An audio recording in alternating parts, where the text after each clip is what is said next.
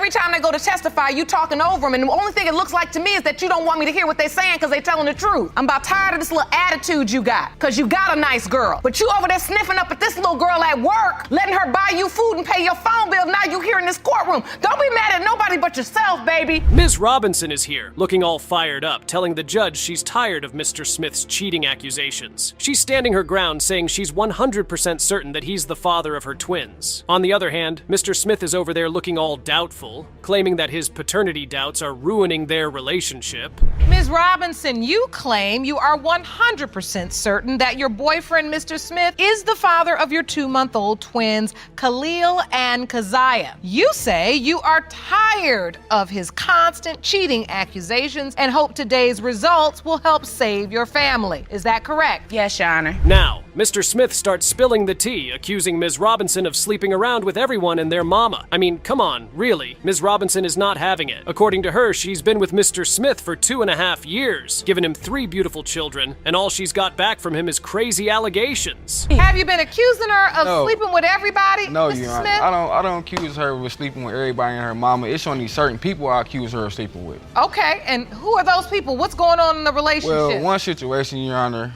it's a neighbor upstairs.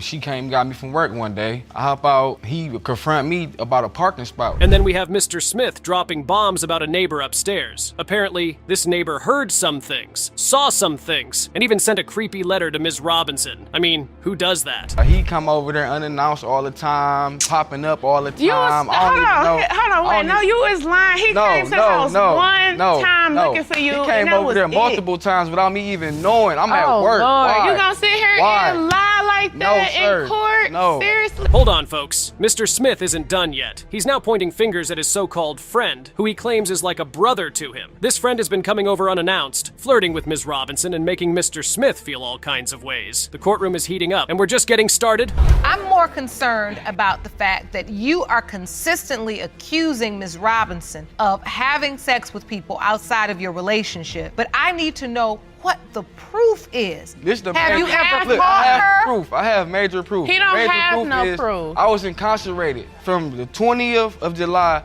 to the 3rd. Ms. Robinson is not having any of it. She's denying all the accusations, saying she barely even knows this friend of Mr. Smith. But Mr. Smith is adamant, saying he's seen them giggling, laughing, and walking together. The tension between these two is off the charts, and we're here for every second of it. Was Mr. Smith at the birth with you? No. When I went to the hospital, he had left to get some food. And when he went to go get some food, the babies end up coming. He missed it, but he was up there, and then he came and seen my babies, and he gonna go out in the hallway and tell my mama, my babies look like somebody else. They did. Neither one of them looked like me. And then we have Mr. Smith dropping the bombshell about Ms. Robinson being a screamer. Yes, you heard that right. Apparently, the walls in their apartment are paper thin, and the neighbor upstairs can hear everything. I mean, talk about awkward. The judge is trying to keep a straight face, but you can tell this case is getting crazier by the minute. The other reason why you, that's why, hold on. Now y'all might try to out-talk each other, but you're not gonna over-talk me. Just let me get a word out. I wanna understand, if these children are not your biological children, you want your name removed from that birth certificate. I feel like she forced my name on her anyway in the first place. The accusations keep flying, with Mr. Smith claiming that Ms. Robinson is putting on a show for the neighbor. Ms. Robinson is defending herself, saying she's just enjoying her sexual experience. The judge is trying to make sense of it all, and the bombshells just keep on dropped. And you still believe, though, that these children could be your best friends. They look just like him. So when you look at the babies, you see your best friend and not you. Look at that. You don't see the resemblance? Okay. Same eyebrows, same They do. eyes. Okay, they look alike, but that's not his see it. baby. I have not even slept with this man. As the case unfolds, we see Mr. Smith getting more and more worked up about this friend of his. He's convinced that something fishy is going on between him and Ms. Robinson. The tension in the courtroom is so thick you could cut it with a knife. The DNA test results are in, and we're about to learn the truth. Mr. Smith, you are the father.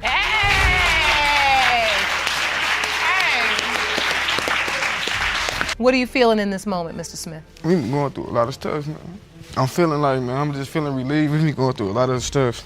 And a lot of and accusing you all the time. And I apologize from the bottom of my heart. You won't have to worry about it no more. Mr. Johnson is denying that he's the father of Ms. Walters' 2-year-old daughter, Amir. He's calling her a shady manipulator. Well, this is starting off spicy. Ms. Walters is not having any of Mr. Johnson's denial. She's here to prove that he's the father and wants him to step up to the plate. Let's see how this unfolds. Mr. Johnson, you admit you engaged in a sexual relationship with the defendant while you were traveling for work, but deny her claims that you fathered her 2-year-old daughter, Amir, because you say Ms. Walters is a shady manipulator. Is that correct? Yes, Your Honor. Ms. Walters, when you proved to him that Amir is his daughter, is that correct? Yes, Your Honor. Now, Mr. Johnson is spilling the tea, saying that things were shady from the get-go when he met Ms. Walters back in 2015. They met on a dating app and things escalated pretty quickly. Mr. Johnson, why did you question Ms. Walters' character from the moment you met her? Because things were shady from the first day when I met her. I mean, I met her back in 2015, November, and I was just out of town, just looking to have some fun. And probably three days later, we met, and we ended up sleeping together. So how did you meet? we met over a dating app. Hold up, did he just say that her wedding ring fell out of her pocket while they were getting intimate? That's a red flag if I've ever seen one. On the Ms. Walters, nightstand. you had your wedding ring in your pocket? The particular day that he's talking about, my wedding ring did not fall out of my pocket. The day that my wedding ring came about, it was me and two of my friends, well, one of my friends, I brung over for his friend, and I had my wedding ring in my pocket, and I pulled it out and put it back on. And he was like, "What is that?" Exactly. Ms. Walters is quick to defend herself, saying that the wedding ring incident didn't happen the way Mr. Johnson claims. This is getting juicier by the minute. But Mr. Johnson drops a bombshell of his own. Turns out he's married and has a whole girlfriend on the side. Talk about the pot calling the kettle black. I already know what's up with you. What do you know? I know what's up. So you're... She getting money. She getting money from another dude and spending and messing with me with it. So why would I give you So some when you're money? sitting in the car and the phone rings, you just sit quietly? Yes. Yep. Sit At quietly. the time, Your Honor. Wait, so you sit quietly or she tells you to be quiet? She'd be like, shh. I'd be like, okay. Ms. Walters had a lot to get off her chest, too. She revealed that she was also seeing other men while dating Mr. Johnson. The drama continues as Mr. Johnson recalls the moment Ms. Walters called him to say she was pregnant. He was quick to congratulate her, but then she dropped the bomb that the baby might be his. All right, so you Right knew over. you had condoms. You had come prepared to have protected sex. Mm-hmm. And it is your recollection and your testimony today, you had protected sex with Ms. Walters. Yes, Your Honor. So when she calls you to say, "I'm pregnant," your response is, "Congratulations."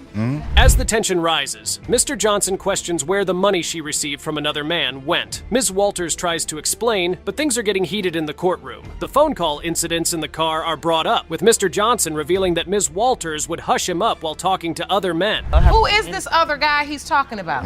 Well, I was dating Some dude this she ain't guy. messing with no more. I was dating this guy in the summer of 2014. Probably dude called And me. Mr. Johnson went digging in old Facebook photos and screenshotting Sure old did. pictures of old guys. At the end of the day, Okay, Ms. Walters. Oh. Ms. Walters defends herself, saying that she had to meet another man for money while she was with Mr. Johnson. Now, Mr. Johnson is adamant that he's not the father of Amir, especially with all the shady behavior he's witnessed from Ms. Walters. Hey, Ms. Walters. Oh. yes, Your Let Honor. me ask you this. No. Why are you so convinced Mr. Johnson is the father if there was another guy? Because I had a DNA test with that other guy, Your Honor, and it came back that he was excluded. One other dude. Oh, Came back that he was excluded. One dude. did you Husband. bring evidence One. of that? Yes, sir. Let I me see did. that, please. As the truth unfolds, it's clear that both Mr. Johnson and Ms. Walters have some skeletons in their closets. Who will come out on top in this paternity battle? Stay tuned for the next episode to find out. Mr. Johnson, you are not the father. Ms. Walters, Mr. Johnson is not Amir's biological father. Do you know who Amir's biological father is? Oh. Well, after That Mr. dude she don't mess Johnson with left, no I more. did establish another relationship with someone else. So we've got Ms. White here, who's claiming that her on-again, off-again boyfriend of 7.5 years, Mr. Holly, is the father of her daughter, Macalia. She's demanding that he steps up and takes responsibility. But hold on, Mr. Holly is not having any of it. He's adamant that he's not the father and has some receipts to prove it. Ms. White, you are furious that your on-again, off-again boyfriend of 7.5 years got you pregnant and refuses to do anything for your daughter. You say he better step up and be a daddy when today's results prove what you have always known, that he is Makayla's biological father. Is that correct? Yes, Your Honor. Ms. White is in tears, pouring her heart out to the judge about how she's been struggling to raise her daughter alone. She's had enough of Mr. Holly's excuses and is ready for him to step up. You can feel the tension in the air as she pleads her case. So I don't want my daughter to grow up without her father any longer. It's hard taking care of her by myself, and I need help. And I can see right now you are overwhelmed. I'm overwhelmed because I've been through too much by myself, and it's like you can't live your life and not take care of your responsibilities. Like, I'm trying my hardest to do it, and it's been almost 3 years, and it's getting harder. Mr. Holly, on the other hand, is not backing down. He's sticking to his story that he's not the father and is throwing shade at Ms. White for supposedly crying wolf about being pregnant in the past. The judge is not having any of it and is ready to get to the bottom of this messy situation. We was cool for a minute, but then, we might be cool 2 days. And then for 2 weeks, she on some trip junk, so I wasn't on pressure. So when you say cool for 2 days, does that mean you were still being intimate for those 2 days? No, I wouldn't be there. Now, I might come in on a Wednesday, we might be intimate one week out of maybe a month that I'm gone. Ms. White recounts the moment she found out she was pregnant. And let me tell you, it's a soap opera in itself. She was feeling different, confided in someone else, and ended up pregnant. But wait, there's more! Mr. Holly chimes in with his version of events, claiming that Ms. White had cried wolf about being pregnant before. The plot thickens. I call myself, confiding in someone else. I had, I was with someone else that night. You had sex with somebody else? Yes, ma'am. And at that time, I didn't think I could get pregnant, so I wasn't thinking of pregnancy. So the moment I found out I was pregnant, I immediately called Mr. Holly because I was with him more than anything. As the tension rises, Mr. Holly drops a bombshell about their rocky relationship and how he was always on the road, transporting cars from here to Miami. He's painting a picture of a tumultuous relationship filled with ups and downs. But is he just trying to deflect from the real issue at hand? So you admittedly have not had any relationship with Makayla, the baby, for the past 2 years. I ain't never seen her. I seen her on a picture. And you have moved on with your life because you are certain that she is not your biological child. That's right. Do you have any other doubts as to why Makayla is not your biological child? That baby don't look nothing like me. The judge is not letting Mr. Holly off the hook that easily. She's grilling him about his lack of involvement in Makayla's life and his refusal to even meet her. It's clear that Ms. White is at her breaking point, and she's not backing down until she gets the answers she deserves. Will the truth finally come out? Mr. Holly, let her testify. He's very honest about me saying that I had DNA tests done with another guy. I did, Your Honor. I told him that because I didn't want to deal with Mr. Holly keep disclaiming my child. I didn't want to hear him saying that she wasn't his child. I didn't want to hear that because I couldn't believe that because I've been with this man for so long. As the courtroom drama reaches its peak, both parties are at a standstill. Ms. White is desperate for Mr. Holly to acknowledge his daughter, while Mr. Holly is adamant that he's not the father. The tension is palpable, and you can cut it with a knife. The results are in, and we're seconds away from the truth. Mr. Holly, you are the father. Right. Exactly. So, yeah. I'm sorry, Mr. Parker. You were sincerely hoping this was your child? I would too. Miss Walton is here because she's convinced that her high school sweetheart, Mr. Cherry, is the father of her 1-year-old son, Josiah. But Mr. Cherry? Oh, he's not so sure. He's claiming that Miss Walton has been cheating on him left and right, and he's got some serious doubts about little Josiah's paternity. Miss Walton, you say your 9-year relationship with your high school love is in jeopardy because he denies fathering your 1-year-old son, Josiah. Is that correct? Yes, Your Honor. Mr. Cherry, you claim that Ms. Walton cheated constantly with another man, and you are 100% sure that he is the father. Is that correct? Yes, Your Honor. Now, Miss Walton is laying it all out on the table, telling the judge that Mr. Cherry has been denying Josiah, treating him differently from their other kids, and basically just not stepping up as a father. That's my high school sweetheart, so I actually have a lot of love for her. I have deep feelings and emotions for her.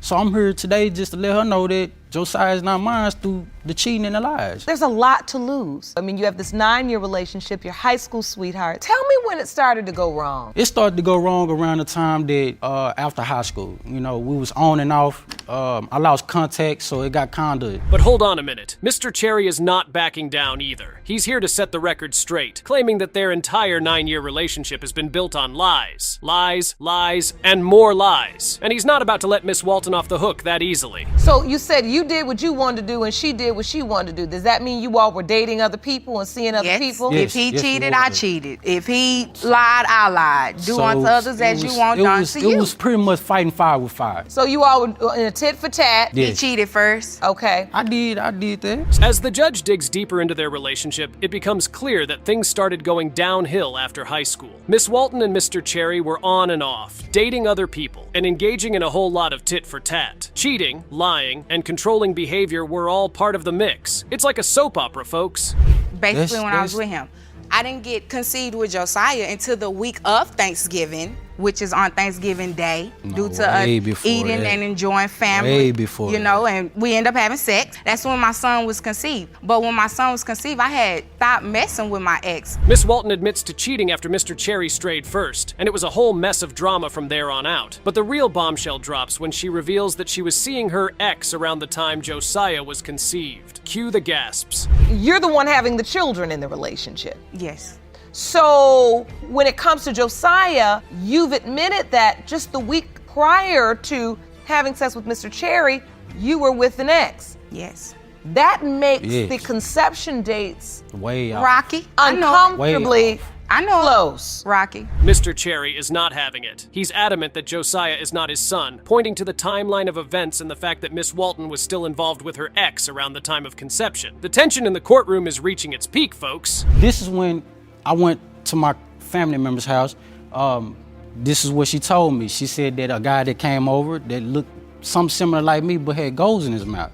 You know, so I asked her. Which is not true, Your Honor, because I my ex asked don't her- even have gold. I asked her who the guy was, and she didn't say anything, you know, so a couple more days on down the line, you know, I started digging. But Miss Walton is not backing down either. She's standing her ground, insisting that Josiah is Mr. Cherry's son and that he needs to step up and be a father. The emotions are running high, and it's clear that this case is far from over. So, Ms. Walton, where is his place? Probably at his house. And at that time, he was cheating too. So why should I be faithful to somebody that's not faithful neither, Your Honor? So you basically admitting that during that time you were having sex with somebody else? Yes. Okay. I don't deny. Why lie? You're not supposed to lie in court, so I'm glad you told the truth. So this is my third evidence. As the judge continues to unravel the messy web of lies and deceit in this relationship, it's clear that both Miss Walton and Mr. Cherry have a lot at stake. Their family is hanging in the balance, and the truth about Josiah's paternity could change everything. Mr. Cherry, you are the father.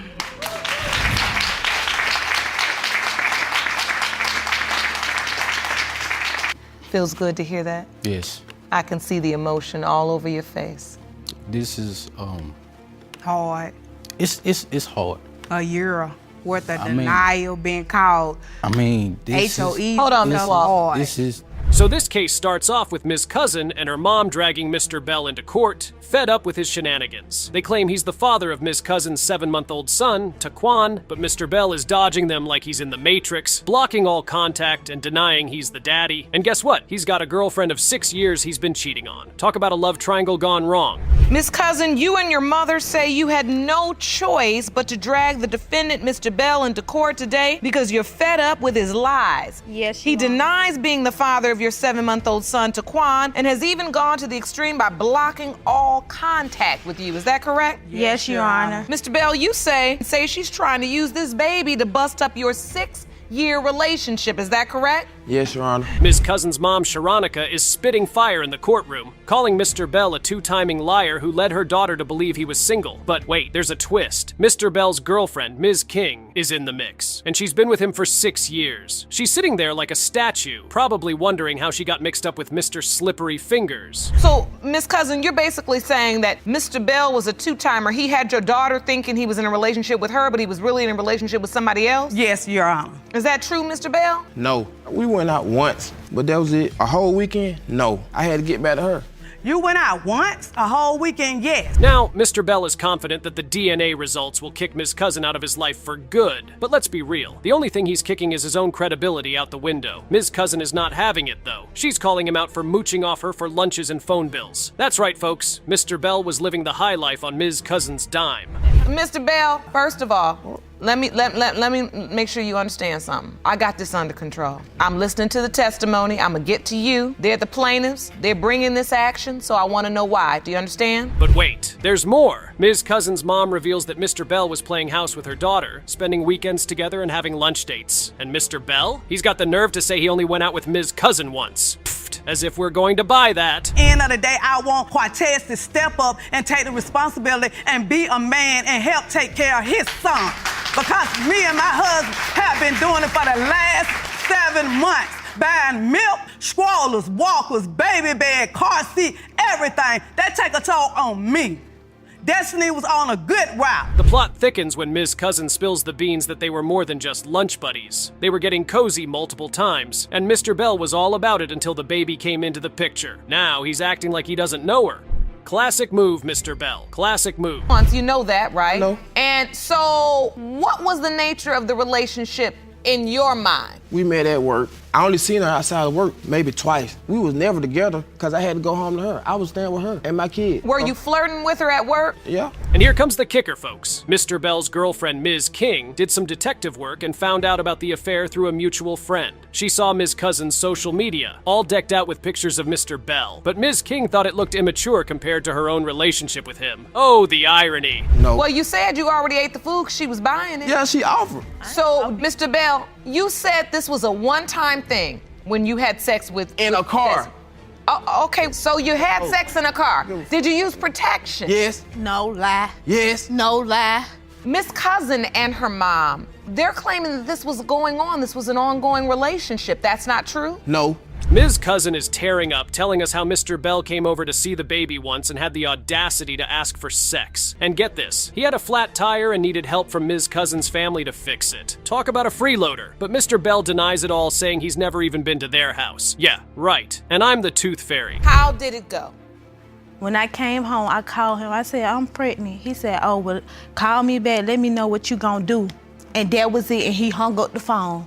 Did you tell your manager at work? I told my manager because that's the day that my back was hurting. She said, And she you can told go. me the baby wasn't mine. I don't want Why the is baby by you- you anyway. Judge Lake is not having any of Mr. Bell's nonsense. She's calling him out for his constant interruptions and side comments. She's laying down the law, telling him to be mad at himself for getting into this mess. Preach, Judge Lake, preach. Well, we just want it to ain't be me. over with, Your Honor, because we really want him to help take care of this baby. You know, Destiny just got a new job now, and I want her to stay positive. I want her to go now to she want college. to stay That's you one when she thing went that I positive when want she her was to out do. here hoeing around. Well, you It can went say positive whatever you then. want to say at the end of the day.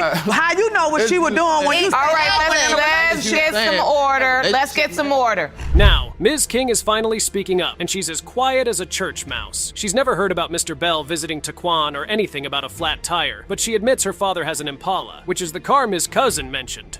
Things are starting to connect like dots in a children's activity book. Do you believe he just slept with her one time in the back of a car? Part of me, yes. You know, because he's always with me. Miss Cousin, I want you to tell the court the nature of your relationship. We slept together 3 times, unprotected, and he know that. Where'd you all go? We'll go anywhere. Where we went. The moment of truth is upon us, and the DNA results are in. Is Mr. Bell really Taquan's father, or was he right to have dodged all those bullets? Let's find out. Mr. Bell, you are the father. Thank you, Lord Jesus. Oh, yes. Oh, yes. You silent now? I'll take my child support papers in the mail. You've been chirping off all day. All It day. is what it- You could not let them get a sentence out It without is what it downplaying everything they said. Everything. Disgusting moments on paternity court. It just adds up that she has slept with 3 men on her job. So, wait, hold on now. Now that's another lie you just told right here. 20 years younger than you, who should be a child in your eyes. Why would you joke around with her? Mr. Bosley and his mom are pissed at the defendant, Miss Jackson. After being cheated on multiple times, there was no way he was going to accept Miss Jackson's son. But things got very messy very quickly. Ms. Bosley, you and your son have petitioned the court for a DNA test because you are certain he did not father the defendant's 3-month-old son, Maverick, and there are 2 other possible fathers. Ms. Jackson, you admit to cheating with another man, but claim to be certain that Mr. Bosley is Maverick's biological father. Is that correct? Yes, Your Honor. So Ms. Jackson had already admitted to cheating on Mr. Bosley, but she still insisted that he was the father to her 3-month-old son. And every time you see the plaintiff standing next to his mom, you already know how heated things will get. I feel like my son made a terrible decision by signing a birth certificate. I don't want my son to have to go through life wondering if this is his child or not. Mr. Bosley, you signed a birth certificate, even though you had doubts? I did sign the birth certificate. Not saying it wasn't the right thing, it was stupid. Bingo! Like we said, moms always heat up the courtroom, whichever side of the stand they're on. Mr. Bosley's mom, Mrs. Bosley, was actually the one who opened the case against Ms. Jackson. According to her, Mr. Bosley wasn't supposed to sign the baby's birth certificate, but guess what? He already did. Mr. Bosley recognized that he wasn't supposed to sign the birth certificate that fast, and he was in court to prove it. In the beginning, we were working together, and he was starting off like, oh, I love you. Do you believe in love at first sight? And then the next day we was talking, and then we had sex. And then he was talking about, the kids and all of that. And then I asked for a break because we were moving too fast. I already said that we was moving too fast at the beginning. Oh, well, would you look at that? Mr. Bosley was the one who initiated the relationship. And to make matters worse, he was moving at light speed. With talk of love at first sight and making babies, Ms. Jackson got scared. Who wouldn't? She actually decided to take a break from Mr. Bosley since things were moving way too fast for her. You do sleep with him? Yes, I had my own place at that time, and I moved him in. Then that's when the cheating, I made my mistake of that 2 weeks of me not knowing if this is real or not. Ms. Jackson may have tried to exit their relationship quickly, but she just couldn't match up with Mr. Bosley's speed. They'd known each other for only 2 weeks before Ms. Jackson invited Mr. Bosley to move in with her. These weren't baby steps, folks. They were steps to a baby. What happened? You tell me, because I can't get it out of Mr. Bosley. I had gave oral sex to this person. What man will believe that she only gave you oral sex? This is exactly why y'all don't have no business young, running around here, using sex like it's like an extracurricular act. Mr. Bosley and Miss Jackson weren't actually a couple when they decided to move in together. But Mr. Bosley was still protective of Miss Jackson, even though he admitted not being in a relationship at the time. So when she talked to a random guy, he was peeking out of windows and trying to listen through doors to figure out what was going on. And before he could even say what he found out, Miss Jackson dropped the news like a bomb. She was giving oral sex to this random guy. So Miss Jackson, when you found out you were pregnant, you told Mr. Bosley? Yes, Your Honor. And then he was like, oh, wow, you are. He was excited about the situation. And y'all had known each other all of 2 months then, and y'all was excited? It wasn't 2 months, it was a month. It was a month? Yep. No, I wasn't excited. The 2 guys she cheated on me with, those was the guys that we worked together with. Oh, so all of you all co-workers? Yes, we all was co-workers. This case must have been a clown car because people just kept popping out. So within just a month of knowing each other, Ms. Jackson revealed to Mr. Bosley that she was pregnant. According to her, he was super excited when he heard the news. But according to him, well, you already know how that goes. He also mentioned that the 2 men that Ms. Bosley cheated on him with were actually their CO workers. That must have been a pretty busy workplace. Your Honor, I only cheated on him once. And that's with the person that was at work.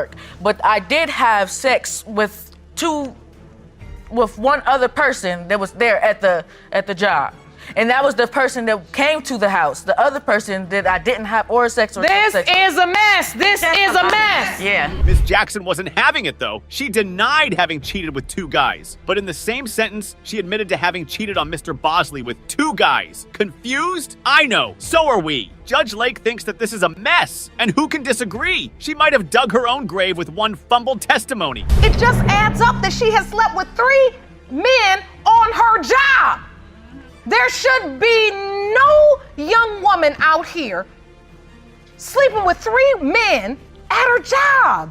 And that's why I'm like, what's going on here? It's getting hot in the courtroom. It's rare to see Judge Lake get this mad at someone, but you can totally understand where she's coming from. Sleeping with 3 men isn't too crazy, but having sex with 3 men that you work with is downright insane. You can see the shame slowly creep in for Miss Jackson. If you have slept with 2 co-workers, given oral sex to one, while you supposedly getting to know Mr. Bosley, no, it's not so far-fetched that people would also assume that you may have slept with that person or maybe even another person. Because there is no reason a beautiful young girl like yourself. Cue the waterworks. After a stern lecture from Judge Lake, Ms. Jackson bursts into tears. The judge just can't figure out why a young, beautiful woman would be so promiscuous with her own co-workers. She also gave a few words to both Ms. Jackson and Mr. Bosley for messing around and getting kids at such a young age. Actually, how the situation went about, I was in her phone one day. I had seen the dude, and I said, he looked just like my son. I'm like, what? Like, Your Honor, he sent me that picture, and immediately, just in all honesty, I was like, that's not your son. And Mom, once you got that picture, you believe this other man is the father. Things were only getting worse for Miss Jackson. Mr. Bosley revealed a picture of one of their co-workers side by side with a picture of Miss Jackson's son. On top of that, he also showed some provocative text messages between Miss Jackson and that co-worker. And oh boy, did those light up the courtroom. What's your relationship with Miss Jackson? We met through a friend, and then we started talking through social media. Was Miss Jackson interested in a sexual relationship with you? Yes, Your Honor, she was trying to have sex. So do you believe you are Maverick's biological father? No, I don't. I just came here to prove that I'm not. That's a lot to unpack. So when the co-worker in question, Mr. Green, was welcomed into the courtroom, his testimony pretty much aligned with everything we knew so far. He had been sexually involved with Ms. Jackson. Mr. Bosley was also given some harsh words by his mother for his irresponsibility. It was all coming to a boil, and it was finally time to admit if one or neither of the 2 men were the father. The biological father is Mr. Bosley. Your son. Okay. Your biological son. Well, it's off my chest. That's all I came here for. That's all I wanted. We've got another mom collaboration on our hands. Both the plaintiff and the defendant are accompanied by their mothers, and the guy's mom is about to find out if she's a grandma to the defendant's 1-month-old daughter. Mr. Hodges, you and your mom opened your case today because you both say the defendant is a liar and a cheater. Ms. Willard, you too are here with your mother, and the 2 of you testify that you are 1,000% sure Mr. Hodges fathered your daughter. Is that correct? Yes, Your Honor. So Mr. Hodges doesn't think that Ms. Willard's daughter is his, and neither does his mom. On the other side of the aisle, Ms. Willard is positive that Mr. Hodges is her daughter's father. And you guessed it, so does her mom. Cheated on me, and I caught her with multiple guys. She had one hidden in the room, and whenever we first got together, she said that she would never hurt me or cheat on me. She would be truthful. Wow, that got heated so fast you would swear there was a blowtorch in the courtroom. Mr. Hodges claims that Ms. Willard is a liar and a cheater, and apparently he's caught her multiple times with different men. I had a guy over at my house, yes. He was visiting because he was a childhood friend. I didn't tell him because I knew he'd flip out because I know how he is. Oh, you met her after she had a one-night stand with another guy, and then she cried on your shoulder. And then you and she got together. Yes, Your Honor. So Ms. Willard had her defense locked and loaded, so when the judge asked her to give her testimony, she was ready! According to her, the guy she hid from Mr. Hodges was actually her childhood friend, and the only reason she hid him was because she knew how angry Mr. Hodges would get. But according to Mr. Hodges, Ms. Willard is a serial liar. So will her testimony hold up against Mr. Hodges' accusations? You are the one who pushed your son to open this case. Yes, Your Honor. And why did you do that? Because I knew that she had been cheating on him. He had caught her with another guy that she said was a friend, but yet he was hidden in her house when my son got there. You found him hiding in the house? Yes, Your Honor. Hiding in the house where? In her mother's bedroom. Yup! The couple was engaged when all this drama was unraveling. Mr. Hodges' mom pressured her son to open the case against Miss Willard because she knew that Miss Willard was cheating on Mr. Hodges. But were her motherly instincts right or wrong? They seem to be right so far, since Miss Willard had already admitted to hiding her childhood friend in her mom's room. And get this, her mom was in on it too. Miss Willard's mom chimed in on all the action, stating that the only reason she helped hide the guy was that she knew that Mr. Hodges had a really bad temper. But hey, someone with a monk's temperament would flip out too if that happened to him. Honor, she was already married when they got engaged that my son didn't know about. So you were engaged to Mr. Hodges, but you were married to another guy at the time? Yes, Your Honor. I feel like he has been deceived and took advantage of. What was your first impression when you met Ms. Willard? What did you think? I thought she was sneaky. And the house of cards came crumbling down. After Mrs. Hodges' testimony, Ms. Willard was now cemented as the villain of the story. Hiding someone she was allegedly cheating with in her house was bad enough, but getting engaged to Mr. Hodges while she was still married? That's just diabolical. Is Lillian your only child? No, Your Honor. She hid that from us too, at first. Back it up. Back it up. So she hid that she had a husband before she met you, and you were engaged to her when she really already had a husband. She hid that she had a child, and she also hid a man in her mother's house when you came over. Yes, Your Honor. Ms. Willard must be great at hide and seek because she was hiding relationship deal breakers like a pro. Things were only getting worse for Ms. Willard and her mom, and the longer the case went on, the more guilty she looked. She called me and she said that she was 8 months pregnant and 8 months? yes, later on down the road, I'm sitting there texting her every day, asking about the baby, seeing if the doctor's appointments are going well and everything. Come find out whenever we called her OBG to see when her next appointment was, they said it was her checkup for the baby. Checkup? Yes, ma'am. How does one person have so much to hide? Ms. Willard managed to hide the fact that she had been pregnant and had given birth to baby Lily from someone who could potentially be the baby's father. May 27th, Ms. Hodges writes to Ms. Willard, "How's the baby doing?" Ms. Willard says she's okay, her lungs aren't fully developed right now. And then you write, "And when is she due?" That was on May 27th at 8:25 a.m. And Lillian was born on what day? May the 23rd. The court's reaction was enough to say it all. It wasn't hearsay anymore, and Ms. Willard had been caught red-handed yet again in a lie huge enough to break any relationship apart. Lying about the baby being born was so unnecessary, but she did it anyway. The proof was in the pudding, and boy, oh boy, were we eating that pudding up. But I want to know why. Why are you lying? What was the lie about? Was it because you wanted to be with the other guy, so you didn't want Mr. Hodges up there? No, that's not why. Your Honor, she wanted to do a DNA test on the other guy first. Just to make sure. So hold on now. Now that's another lie you just told right here. At this point, Ms. Willard had weaved so many lies up that she'd entangled herself. She might have tripped up when she lied to Judge Lake about speaking to the other guy, about her baby, and the possibility that he might be the father. If Ms. Willard was Pinocchio, her nose definitely wouldn't fit in the courtroom. Did you tell the other guy, could he possibly be the biological father, and you said no? I never told him that. He wanted a DNA test, so I was gonna give him one. And then we found out he was the dad, and he was like, well, don't worry about it, because now I know. How'd you find out he was the dad? We're here in this courtroom to find out. Because the way that she looks just like him. This was a mess! Ms. Willard was crying, and Mr. Hodges was clearly lost in thought. There had been enough drama between these two young adults for 2 lifetimes, and it was finally time for some peace and calm. And at that point, the only thing that could bring the peace they so desperately needed was the DNA test results. Let's hear it! Mr. Hodges, you are the father. We have the answer we needed. And it was actually the answer all of you wanted. You okay, honey? Yeah, I'm fine. I want to meet with you both in my chambers. Knowledge is power, right? And in order for you to be able to teach Lillian the things you need to teach her, you have to be willing to do the same. This case is so crazy it might as well be a joke. And don't worry, you'll get that reference soon enough. Ms. Boyd was furious at Mr. Henderson for denying their 27-year-old daughter and causing emotional distress to both Ms. Boyd and her daughter.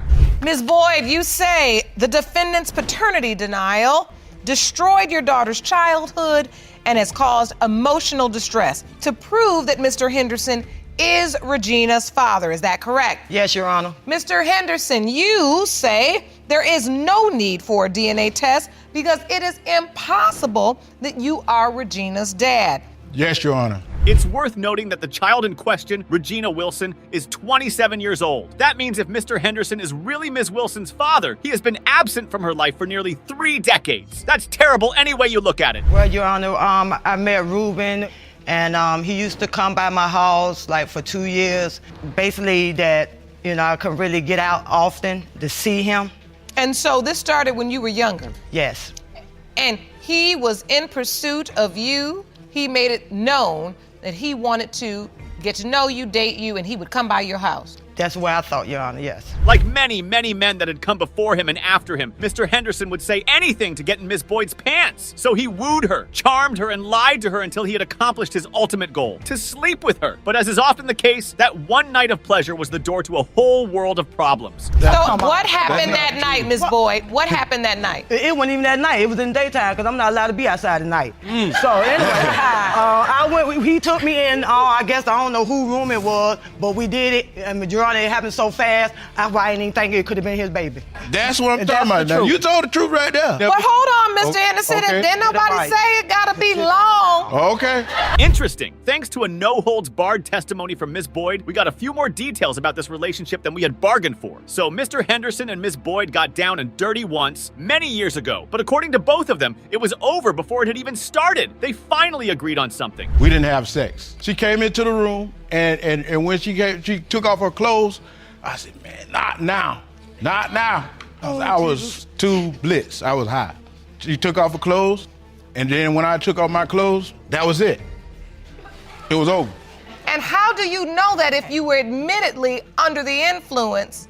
At time I got on top of her, it happened. Just that fast. Just that fast. Things just took a surprising turn. So apparently Mr. Henderson denies ever having sex with Miss Boyd. He sounds very convincing, but hey, it was 27 years ago. He probably forgot the details. And if it was as quick as Miss Boyd put it, his mind probably just blocked it out to protect his self-esteem. At the point you find out you're pregnant, take me to that moment, Miss Boyd. Okay, first of all, I didn't think it was his baby because I was with somebody else at the time. So when I did find out I was pregnant, that's why I didn't think it was his. That's what I mean by I wasn't experienced because it happened so fast, I didn't know I could have been pregnant by him. So Ms. Boyd just admitted that at the time she was intimate with Mr. Henderson, she was also seeing another man. When asked if she used protection, she said no, and we know what that means. This just got a lot more interesting. Okay, well, down from the apartments, we got mailbox all in one spot. Okay. So I'm walking down there with her in the stroller. With Regina in the stroller. Right. And what happened? And he walks up to me and told me something, is that my baby?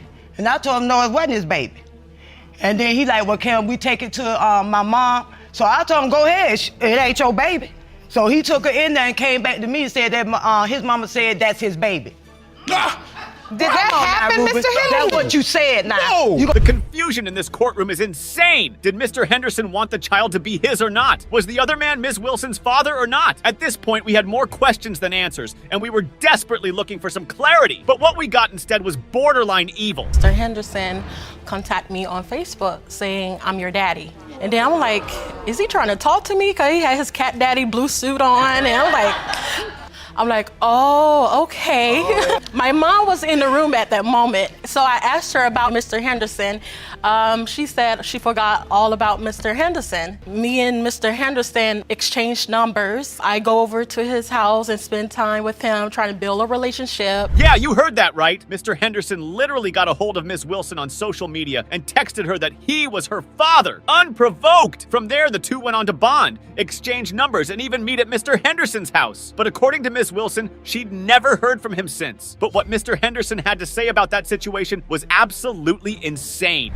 I was going down my Facebook page, and I see Renee's name. Her daughter's name was Regina. I said, let me, just joking. Hey, I'm your dad. Oh, come on, you were that. I said, I said, I'm your dad. Mr. Henderson has a nasty habit of finding ladies on Facebook and telling them that he's their father as a joke. Now that's one twisted sense of humor. With the whole court against him in Jugda Lake, well, judging him, Mr. Henderson was drowning in shame. What kind of joke is that? I was joking around with her. Oh, that's Facebook. I joke around Why with would a lot you of people. joke around with a young woman 20 years younger than you who should be a child in your eyes? Why would you joke around with her? What's funny about that? I joke around with a lot of people. Oh, really? Yes, I do. So have you ever said, I'm your daddy to anybody else? Yes. So you just go around telling young women, I'm your daddy? Yes, even though I ain't been intimate with them. I just, For what? Just out of entertainment. Now, this case had one major revelation. Mr. Henderson was not the kind-hearted, sweet-talking gentleman that we met at the start. And if he is Ms. Wilson's father, then boy, does he have a lot of catching up to do. It's time for the DNA test results, and with everything at stake here, nobody is smiling. Are her father.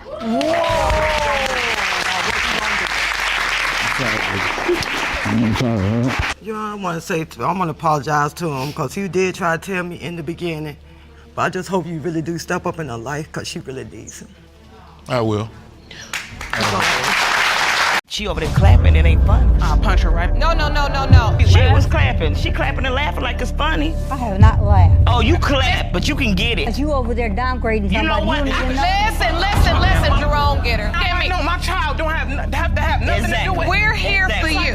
This is just too much lying. Now, I heard about 5 lies. What is going on? Why are you texting him like the baby isn't born when the baby is born? He's married now. I just didn't want to break up a marriage when he found out he had a kid by another person. Ms. Christian's hopes were beyond high in this episode. She wanted nothing other than to prove to the defendant that she was his daughter. She hoped to gain closure if the results came out in her favor, but it was a long stretch. Why? Mr. Christian believed there was no need for a DNA test. Miss Christian, you opened your case hoping the court will grant you a paternity test so you can prove to the defendant that he is your biological father. And you need the test to gain closure. Is that correct? Yes, Your Honor. Mr. Christian, you say there is no need for a DNA test because you know you are not the plaintiff's father. That is a major no right from the start because Ms. Christian already has his last name. If she had his last name, why exactly is he denying her? Well, Judge Lauren has to listen to everyone's side of the story before the DNA test can be done. So let's listen away. How can I not be his child if I still have his last name? Tell the court how this has impacted your life,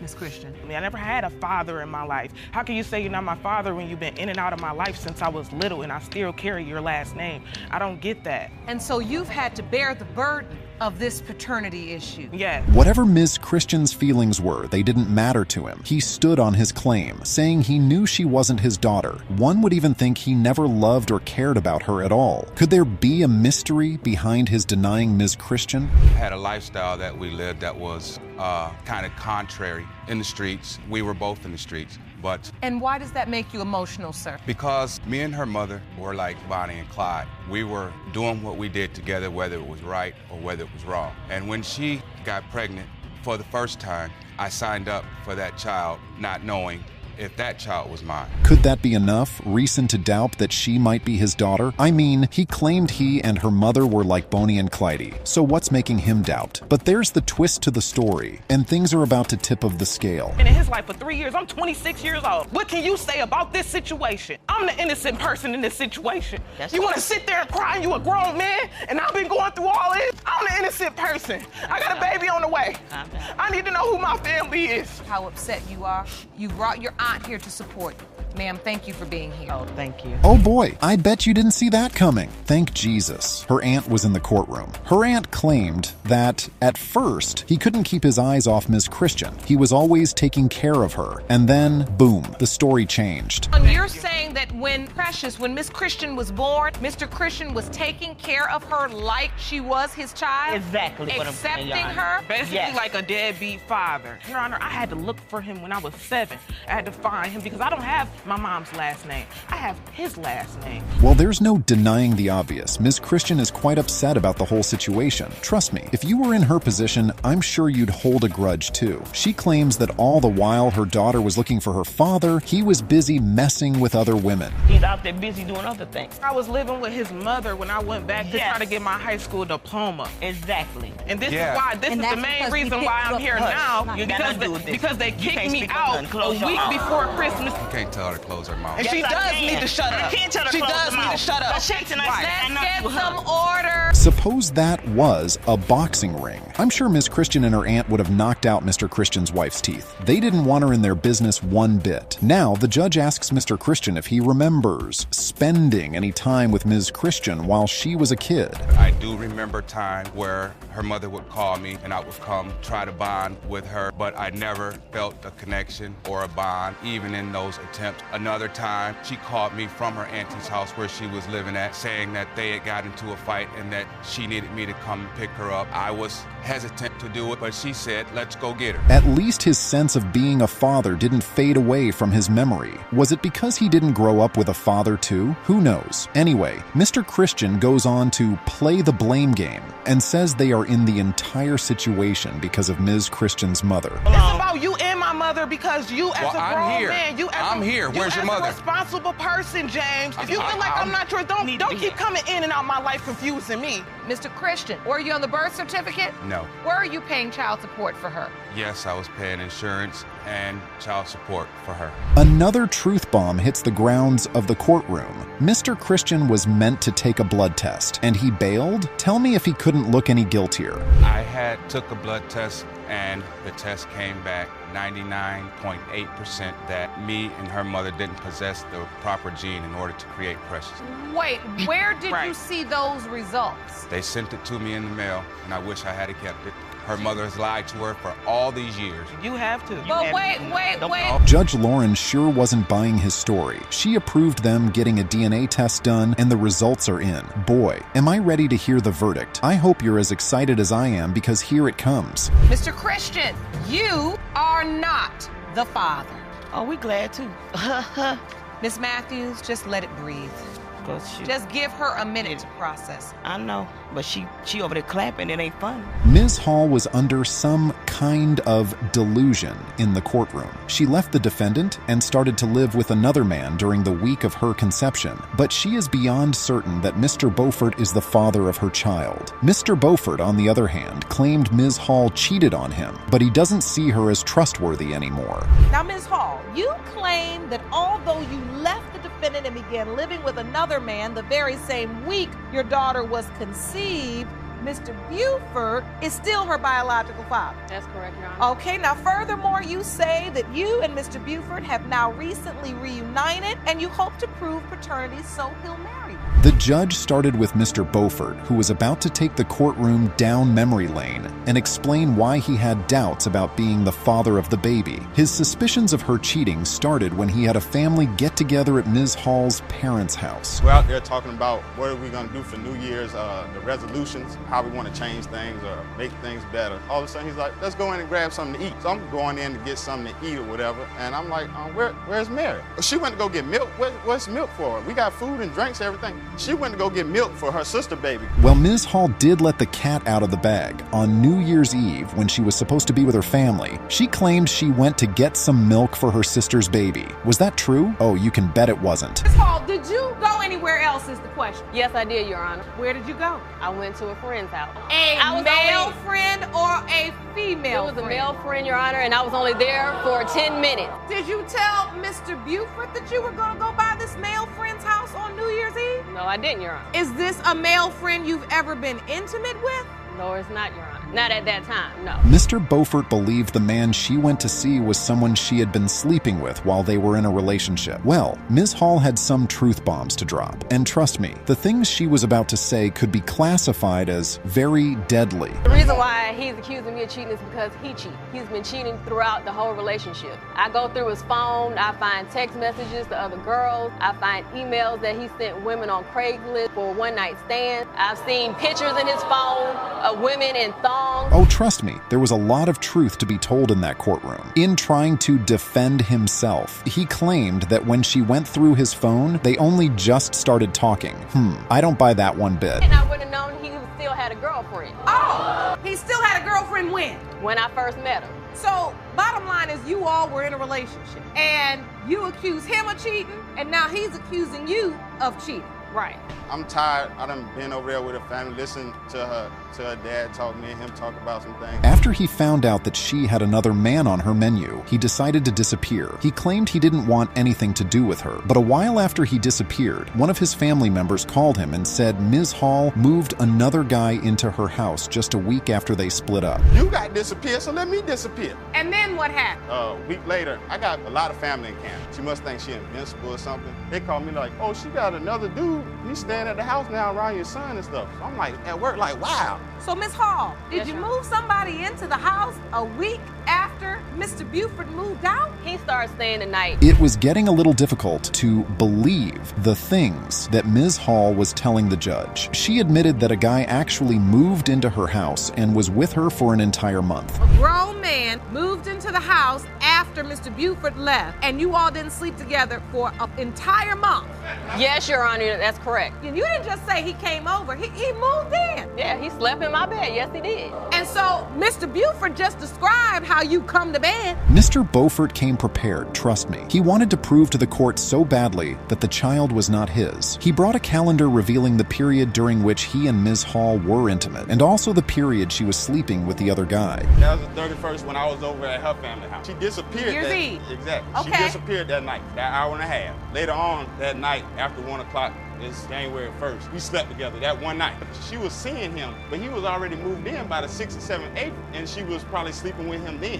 How many other nights he was there, you went over there, what you was doing? Now Miss Hall found out she was pregnant, and when she did, she reached out to Mr. Beaufort. His mind was already made up that he was not the father of her baby, so he told her on the spot that there was no way he was going to accept the baby. After this incident right here, after everybody telling me what's going on, this guy over my house, she called me at work a month later, talking about dude at the house already or whatever. She like, where's your baby? I'm like, how you sure? Whatever. She like, well, we had sex right before you left. Oh, well, what was going on with you and the other guy or whatever? Their lies and deception had gone on for way too long, and the judge was tired of hearing these two grown-ups lie through their teeth. The results are in, and now we will know who has been lying all this time. Mr. Buford, you are her father.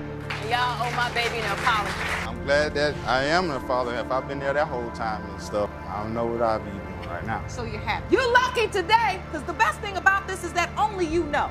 But as the court, I can only caution you with your smirk. I think you should make better choices. Let's just say a lot was hanging on the results from the DNA test in this episode. Mr. Hodges was in court with his mother to prove that he couldn't be the father of Ms. Willard's 1-month-old baby, and he had proof to back him up. Ms. Willard was also in the courtroom with her mother, and they wanted to prove that the baby belonged to Mr. Hodges. Mr. Hodges, you and your mom opened your case today because you both say the defendant is a liar and a cheater. You don't believe you fathered her 1-month-old daughter, Lillian Willard, and plan to prove that today. Is that correct? Yes, Your Honor. Two are here with your mother, and the two of you testify that you are 1,000% sure Mr. Hodges fathered your daughter. Mr. Hodges wasn't just upset that there was a possibility the baby could not be his. He was quite upset that the woman he believed to be the love of his life was a pathological liar, and she would cheat on him with several guys on different occasions.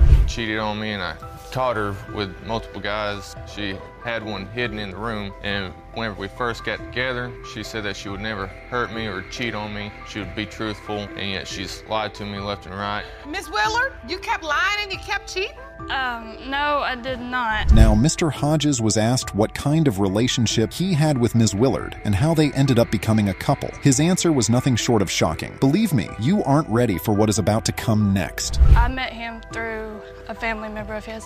She had one night stand with him, and I was there to comfort her, and we talked for a week or so. Oh, you met her after she had a one-night stand with another guy, and then she cried on your shoulder, and then you and she got together. Yes, Your Honor. Mr. Hodges was initially hesitant to drag Ms. Willard's ass to court to determine if he was the real father of her child. They weren't just throwing accusations. Trust me, they had caught her in the act more than once. That is just heartbreaking. They had broke up. So why you have to hide anybody? Because she didn't want him to know. She didn't want to hurt him. She didn't want to start no trouble because Harley's got a temper. Well, we was engaged. It was my understanding they had broke up. So were you engaged or were you broken up? We was engaged. We were engaged. So you were engaged, Miss Willard? Yes, ma'am. Well, it was time to throw in the evidence, and Mr. Hodges' mom came well prepared. Mr. Hodges' mom had some mind-blowing texts that revealed Ms. Willard's atrocities. It was no joke in the courtroom. Trust me, all hands were pointing to Ms. Willard. Ms. Blevins says, I do understand my son was engaged to her and caught her cheating. The other man says, we got together on June 2nd of last year. Ms. Blevins, you say, let me check the dates, give me a minute.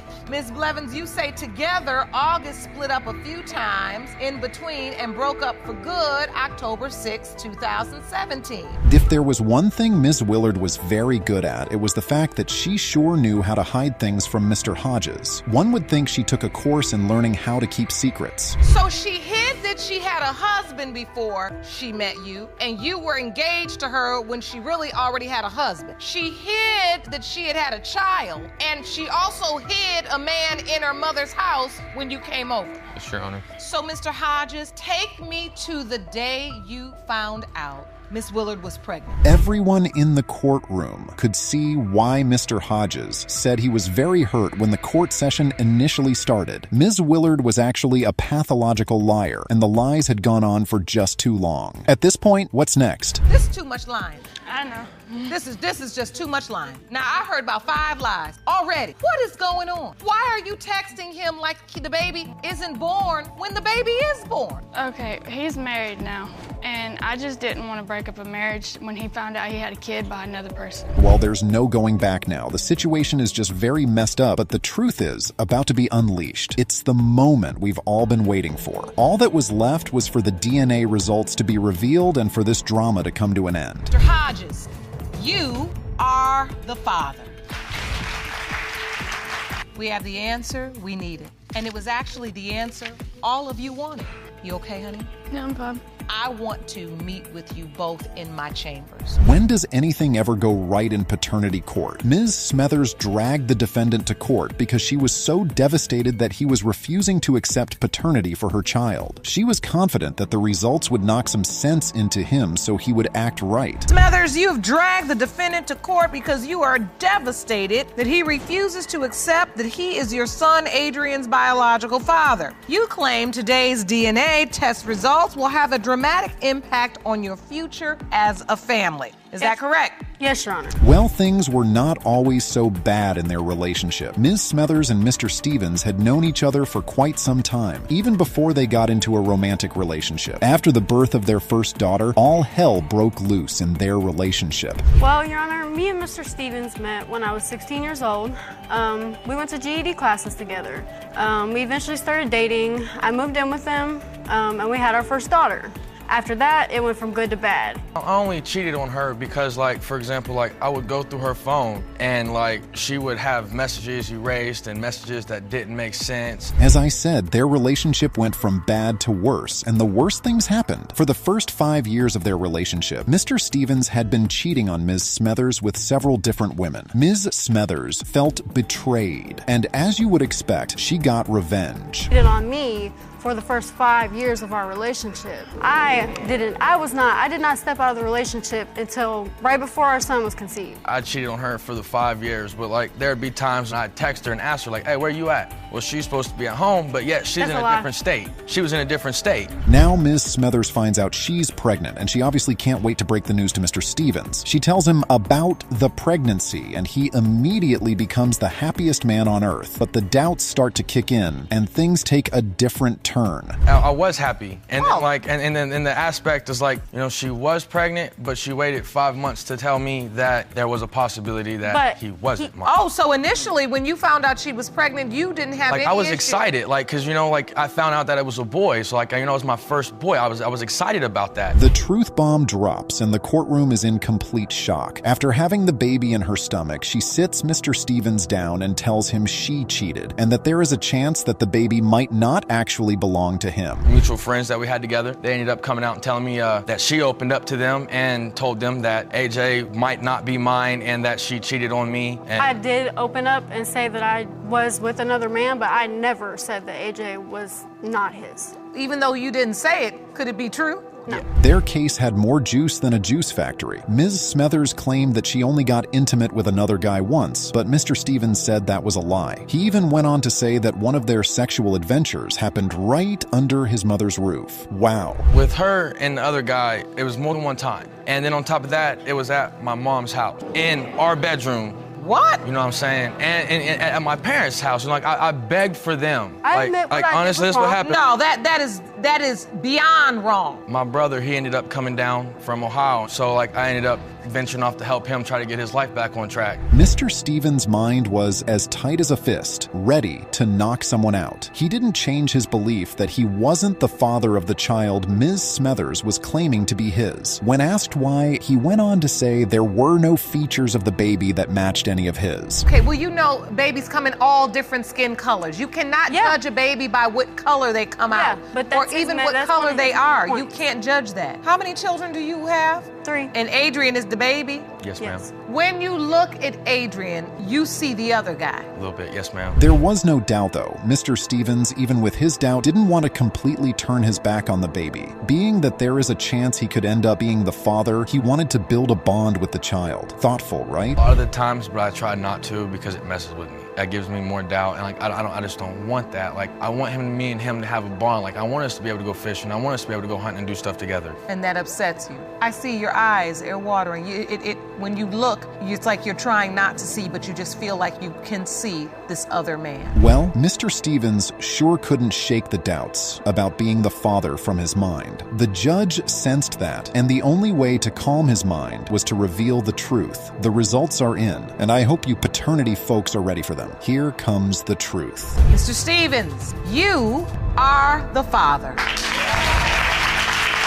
I was happy to deliver those results to you. Thank you. I can see this means a lot to you. Yeah. How are you feeling in this moment to know you do have your son? Right now, I'm happy. I see my kids maybe like 4 times a week.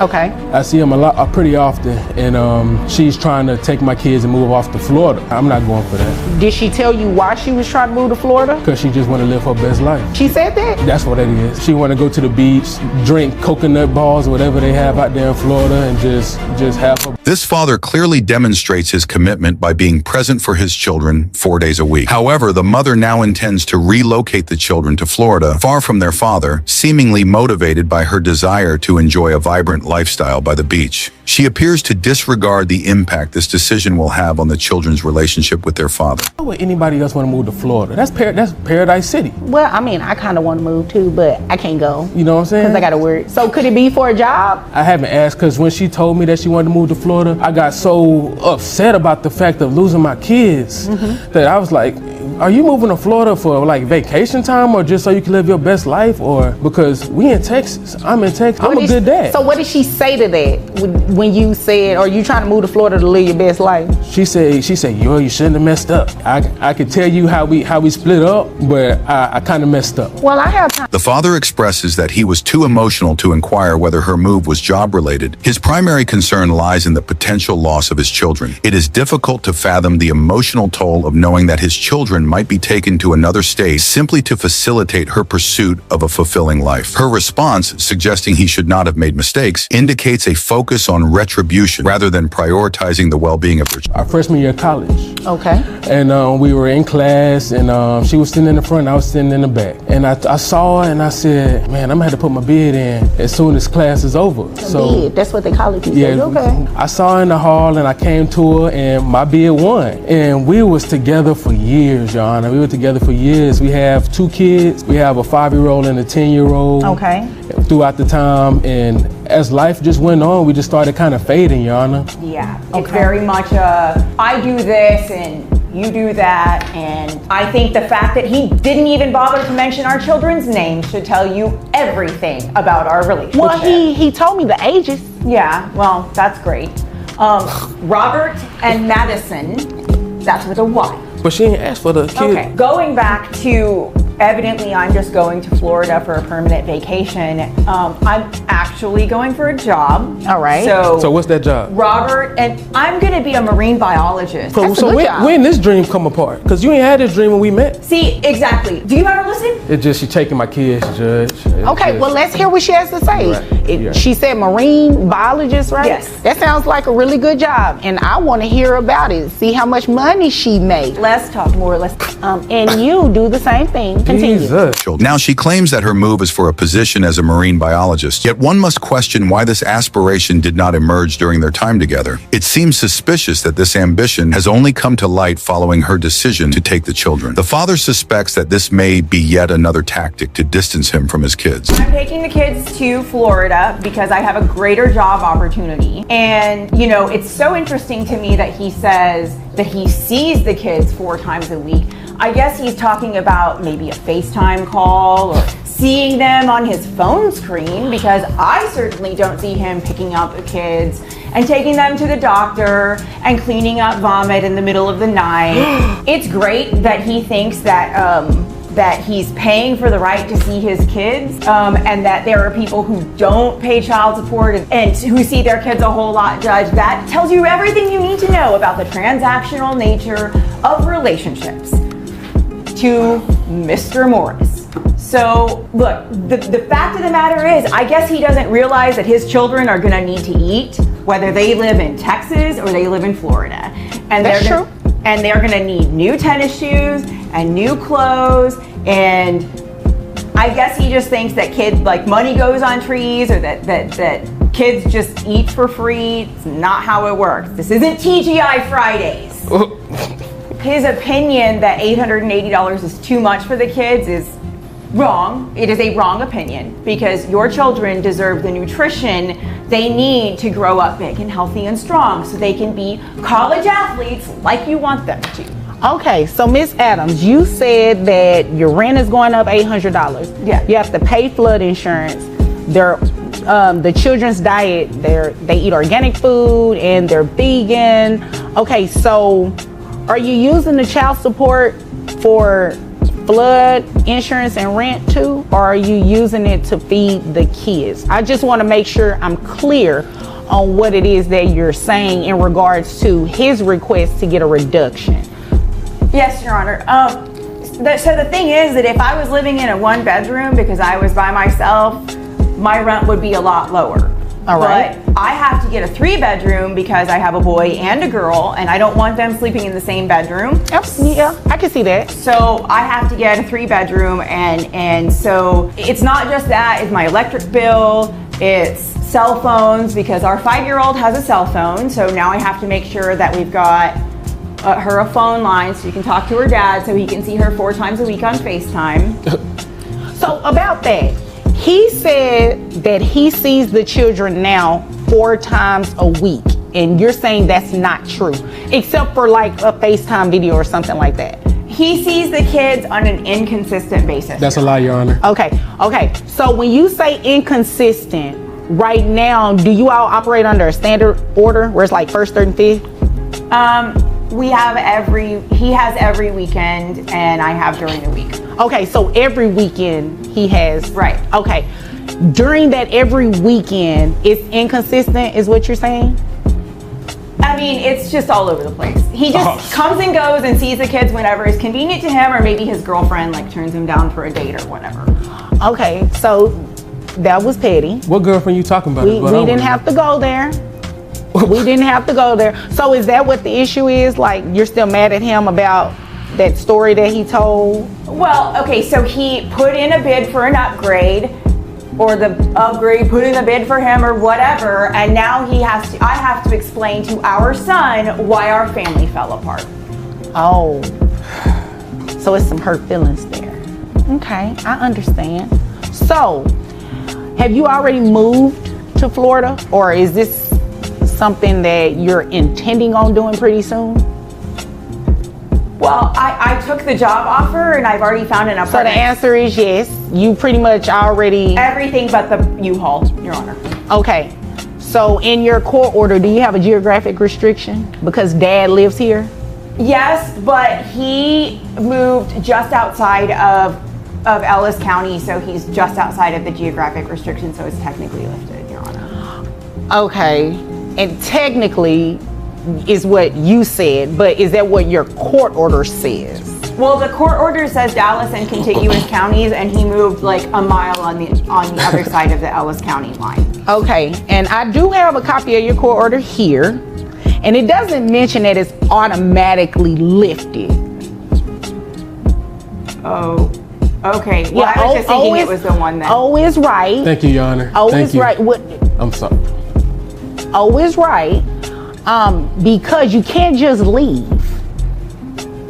You can't just do that. You actually have to ask permission to modify this order like he did. Well, can I modify the order to move to Florida? Did you file anything for today? I mean, It's a yes or no. No. Okay. So you're moving without asking the court, can you move? And Dad is still living here. Well, I guess I just didn't understand the way the order was written, because I had heard that if he moved outside of where it said, then I could move out. Who did you hear that from? Did you Google? You did one of those Google searches? One of the Google lawyers told you that?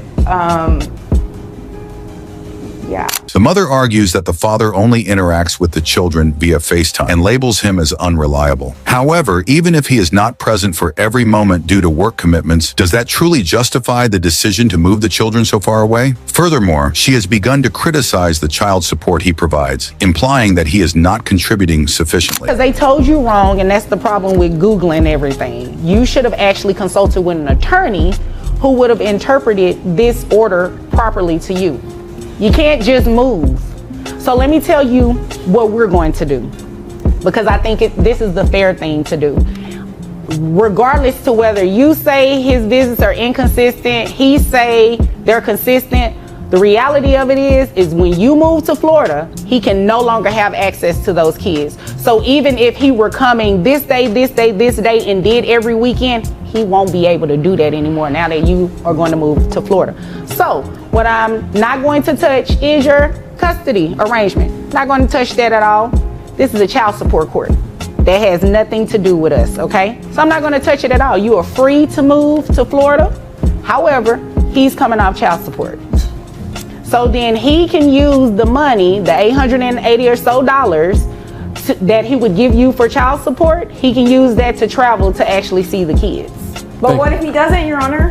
Well, if he doesn't, then after some time of him not doing it consistently, and when I say consistently and consecutively, it needs to at least be about 6 months or something like that, right? Then you can come back and let me know, Judge, he's not exercising regularly. I need some support for these 2 kids, right? But absent anything like that, I believe that's in the best interest of the children, and quite frankly, that's fair. You're moving without permission, right? Which is a violation of your court order, so it's only fair that he stops paying child support. So beyond a reduction, he's coming off child support today.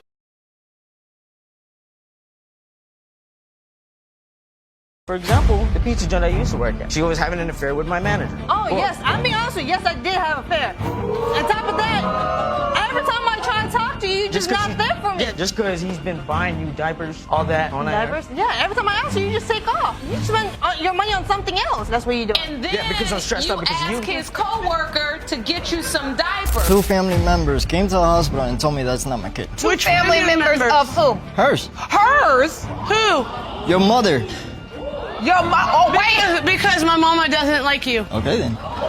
Went into the Transformer rides with my 7-year-old daughter. Tell you that straight up. Tells me straight to my face that my wife was having sex in the ride. First of all, why would I have sex while my daughter was in the ride with me. And the chair the chair moves. Come on, I'm not that dumb. Yeah, let me get my point straight. Then why did my 7-year-old daughter come tell me straight to my face that you're jumping up and down some dude's lap? Judge Lake engages in a dramatic discussion with Miss Brown, who is suing her mother for $2,200 due to her uncertainty regarding her father's identity. The court has identified a potential candidate, and they are now deliberating on whether to proceed with a paternity test. Brown, you're here today suing your mother for $2,200 for emotional distress. You say she's caused you by not knowing who your biological father is. Yes, now, the court has located one possible father and must determine if there is enough evidence to order a paternity test. Miss Brown candidly shares her reasons for taking her mother to court, stating that the emotional pain of her tumultuous childhood is more bearable than the current situation. She expresses her frustration towards her mother for being absent and for keeping her father's identity a secret, despite her persistent inquiries. So, Ms. Brown, how does it feel to be suing your mother? Not as bad as it felt growing up. My mom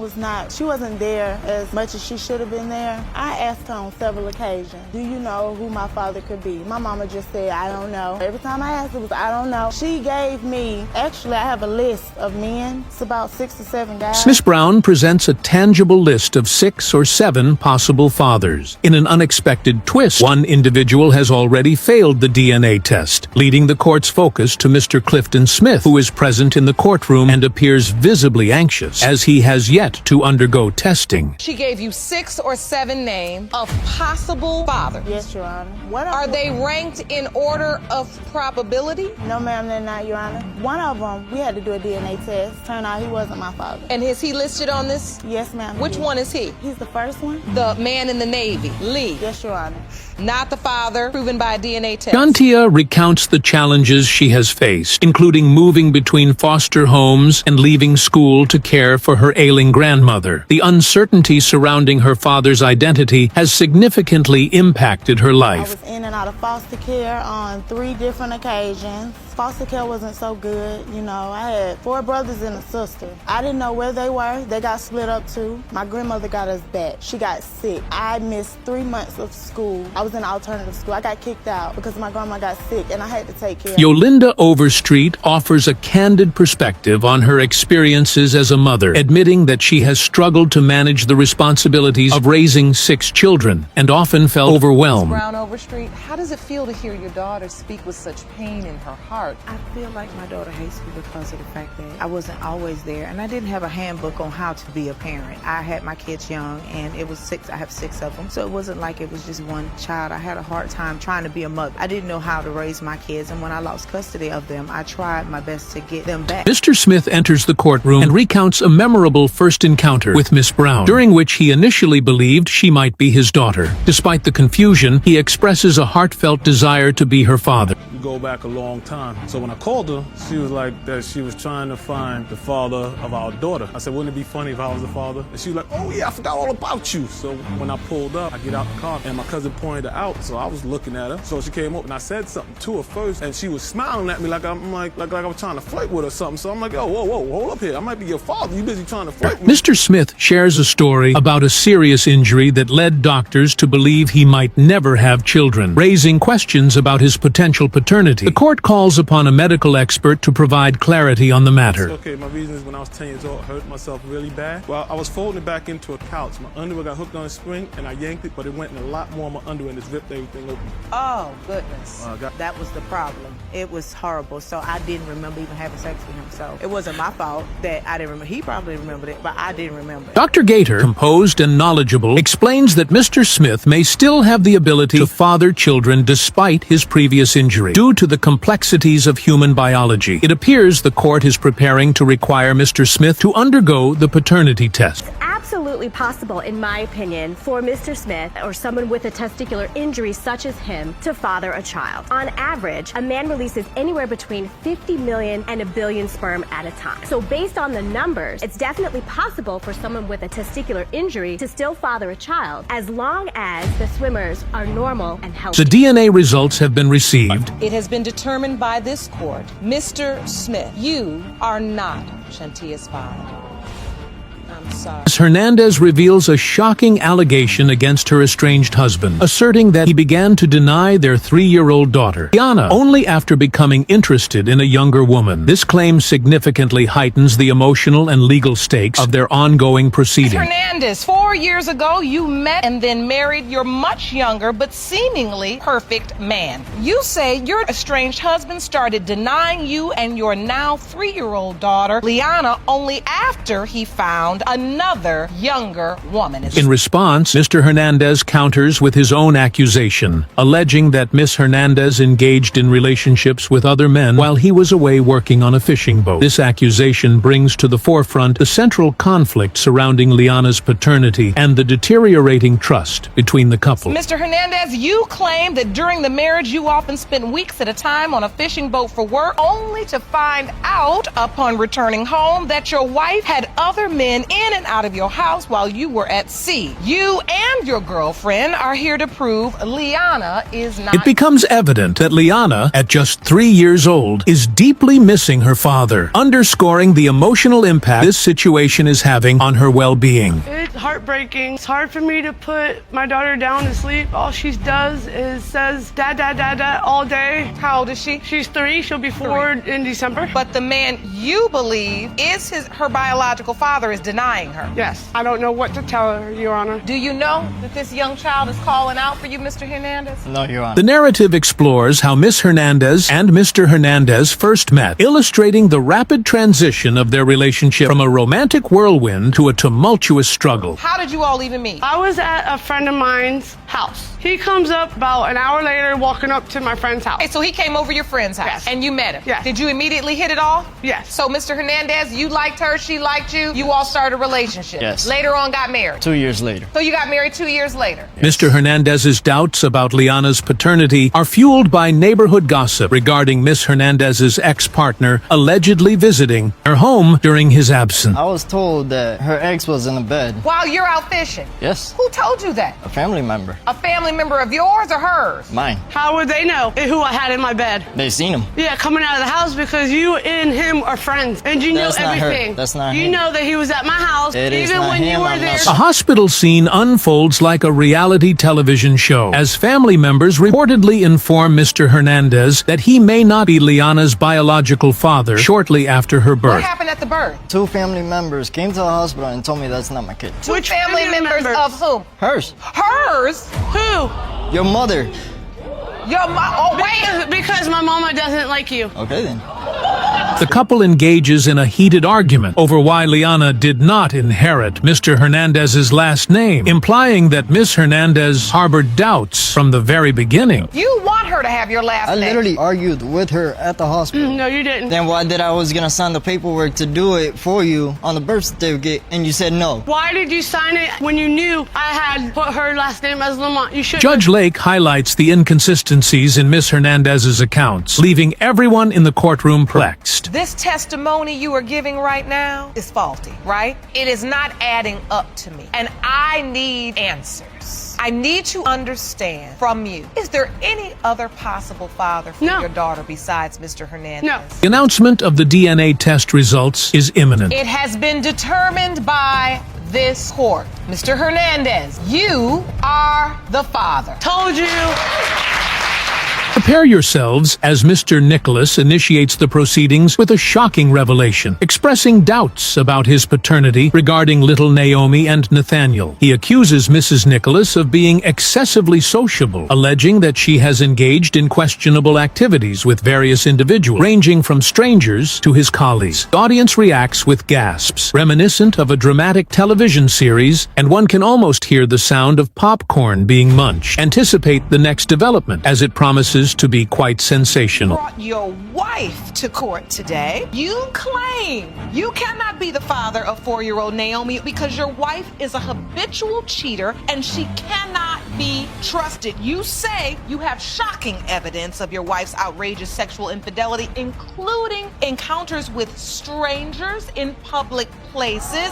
In a surprising turn, Mrs. Nicholas takes the stand and acknowledges her significant misstep. However, she asserts that she has found faith and is committed to making amends, determined to prove that Mr. Nicholas is indeed the father and to rectify their troubled marriage. Her heartfelt appeal leaves the courtroom in suspense, eager to see what unfolds next. Brace yourselves, as this tumultuous journey is only beginning. Mrs. Nicholas, you actually admit you've made some mistakes in your marriage, but you claim you have now turned your life around and you are a church-going woman who deserves another chance. You state that once these DNA tests prove Mr. Nicholas is the father of all of your children, you are hoping to repair your marriage. The drama escalates when Mr. Nicholas shares an intriguing anecdote from his sushi restaurant job. He recounts an incident where an unfamiliar patron accused Mrs. Nicholas of transforming the restroom into a private rendezvous. Stuck at work and unable to verify the dubious claim, he leaves the audience on edge, anticipating the next unexpected twist. Let me tell you this first of all. You know, the sushi spot I used to work at, it's a hot silk. People come in and out. Some guy comes up to me and tells me straight up to my face that my wife is performing oral sex in the bathroom. Yeah. Wait a minute. You're at work, the sushi restaurant, and a guy just comes up to you And tells me that she's performing oral sex in the bathroom. Hold up, rewind. during your shift, and then you did what? I continued working. What am I supposed to do? I couldn't leave my job. The situation becomes even more uncomfortable as Mr. Nicholas narrates a story that seems almost unbelievable, alleging that his wife engaged in inappropriate behavior on a theme park ride while their child was present. Mrs. Nicholas vehemently disputes this, questioning the sanity of anyone who would act so recklessly in front of a child. The tension escalates and the narrative thickens, leading to further exchanges of accusations and So scandals. she went into the Transformer rides with my 7-year-old daughter. Tell you that straight up. Tells me straight to my face that my wife was having sex in the ride. First of all, why would I have sex while my daughter was in the ride with me? And the chair moves. Come on. I'm not that dumb. Yeah, let me get my point straight. Then why did my 7-year-old daughter come tell me straight to my face that you're jumping up and down some dude's lap? Mr. Nicholas continues to unveil more allegations, this time concerning his wife and the manager of his pizza establishment, suggesting that there was more than just a professional relationship occurring behind his back. Mrs. Nicholas concedes that she sought the attention that he failed to provide. Stay tuned, as more tantalizing revelations are on the horizon. For example, the pizza joint I used to work at. She was having an affair with my manager. Oh, yes. I'm being honest with you. Yes, I did have an affair. On top of that, every time I try to talk to you, you're just not there for me. Yeah, just because he's been buying you diapers, all that. On Diapers? Yeah, every time I ask you, you just take off. You spend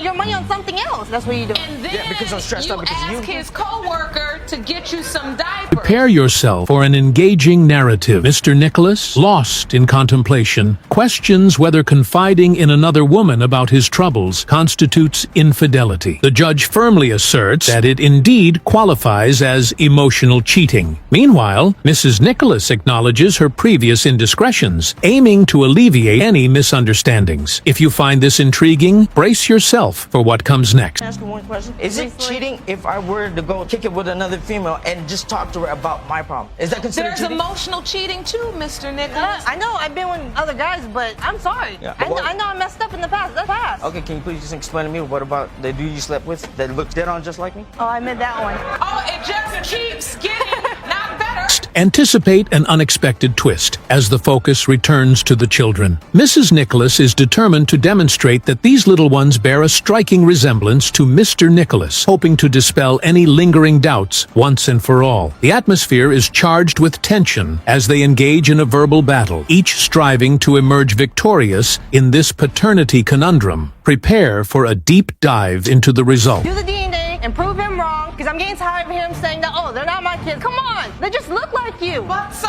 does the other guy you slept with. Do you understand why he potentially, maybe, could have some doubt? Because I cheated on him, but all the time when I was cheating, don't look like me, bro. they look like me, that's why. Come on now. Now we approach the poignant conclusion. It has been determined, Mr. Nicholas, that you are his father. Exactly, I told you.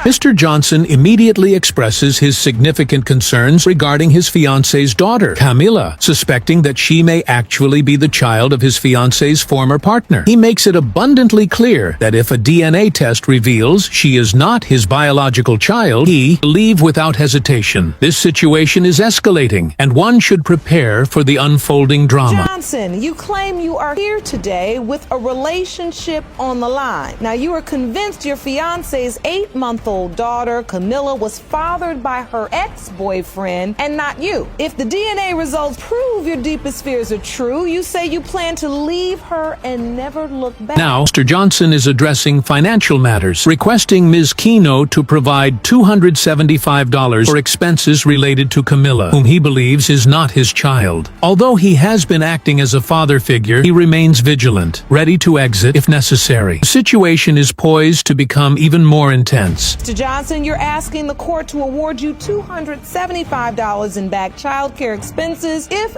the results prove Camilla is not your daughter, you'd like Ms. Quintero to pay you. Reflecting on their tumultuous relationship, the love story between Mr. Johnson and Ms. Kino is filled with unexpected turns. The revelation of her pregnancy adds to the complexity, occurring at a particularly inconvenient time for Mr. Johnson, who is left in shock. The audience will be eager to see how further revelations unfold. I say about a year ago, we ended up talking again. She calls me up one day and she's like, hey, I'm gonna go look for some apartment. You should come with. I was a little busy at the time, so I told her no. I got stuff to do. I can't do it. I called her back later and she never picked up. She calls me up on the phone and like, hey, I'm pregnant. I was at my brother's house. We were having a little get together. We're drinking, just having fun. I tell her right away, hey, I gotta call you back. As the situation escalates, their interactions resemble a soap opera, with both parties admitting to infidelities during the period of conception. Mr. Johnson presents a calendar in an attempt to demonstrate that he may not be the father, based on the timeline of events. Prepare for more astonishing disclosures ahead. So, during the window of conception, did you have sex with Mr. Johnson and your ex? Yeah. Mr. Johnson, when was your daughter born? My daughter was born November 6, 2013. What are you holding? I just had a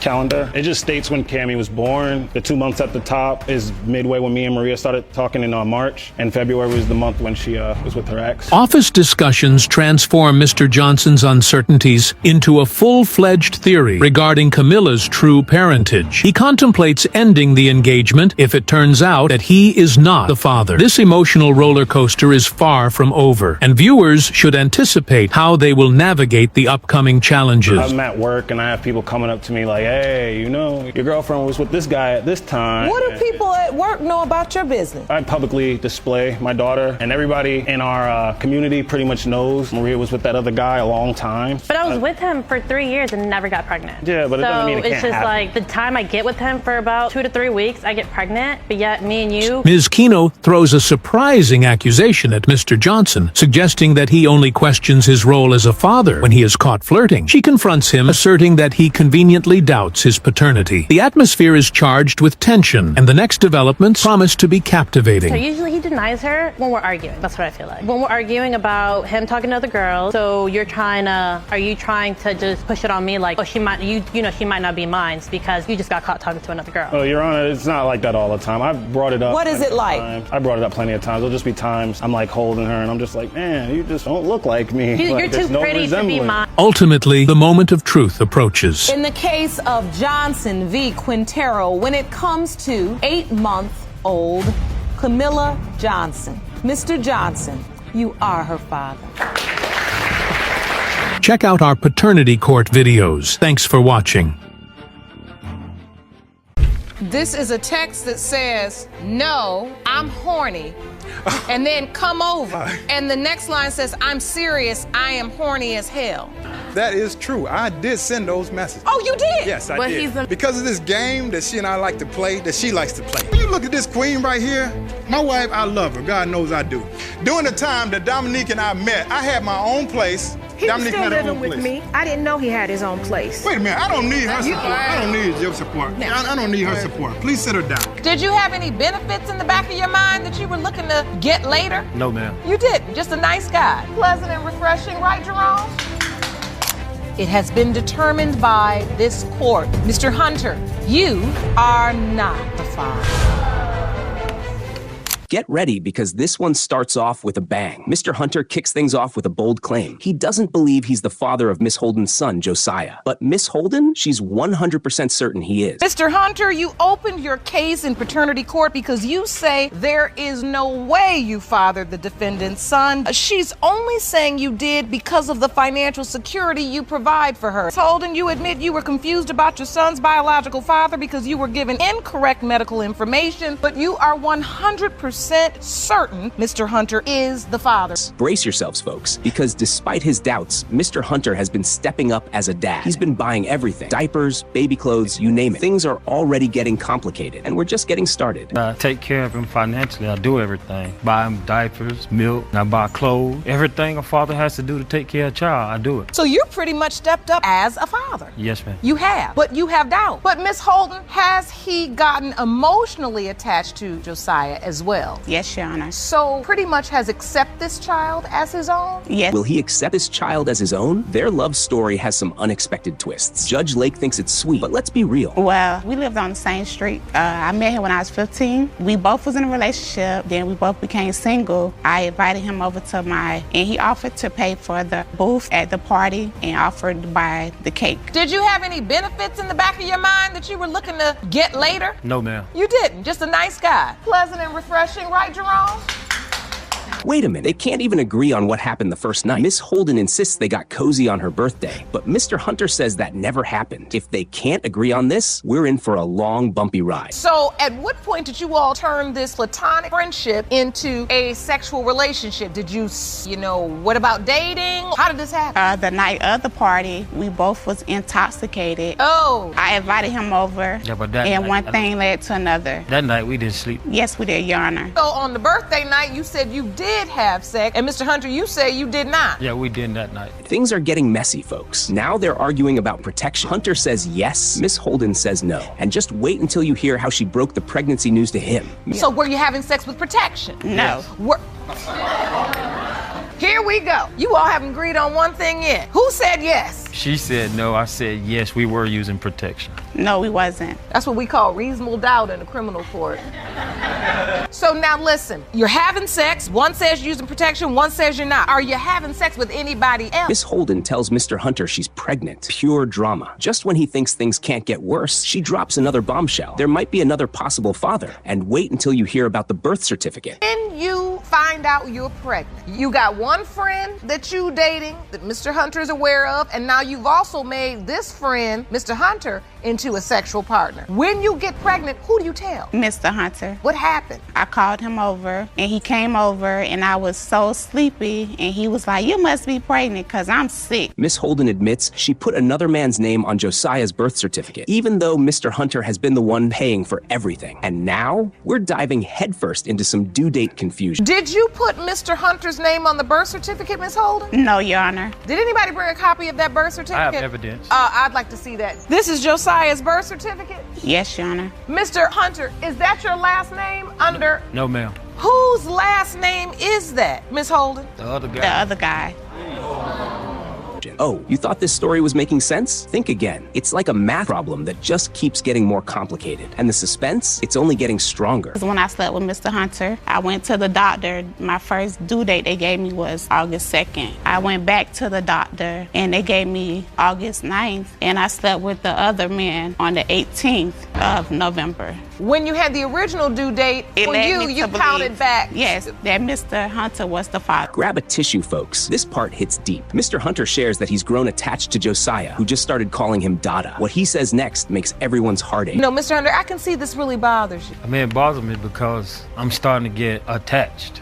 He recently just started coming to me, so. But you know this baby is coming to you because he thinks you are his daddy. Right. And you're starting to form a bond. I mean, he recently just started calling me Dada, so, That's a beautiful thing when you hear a child say that. Miss Holden opens up about her past and things get real. Judge Lake gives her a knowing look, understanding what's at stake. The audience holds their breath as the DNA results are about to be revealed. It affected me emotionally because I was into sports. I didn't have a father figure there to support me.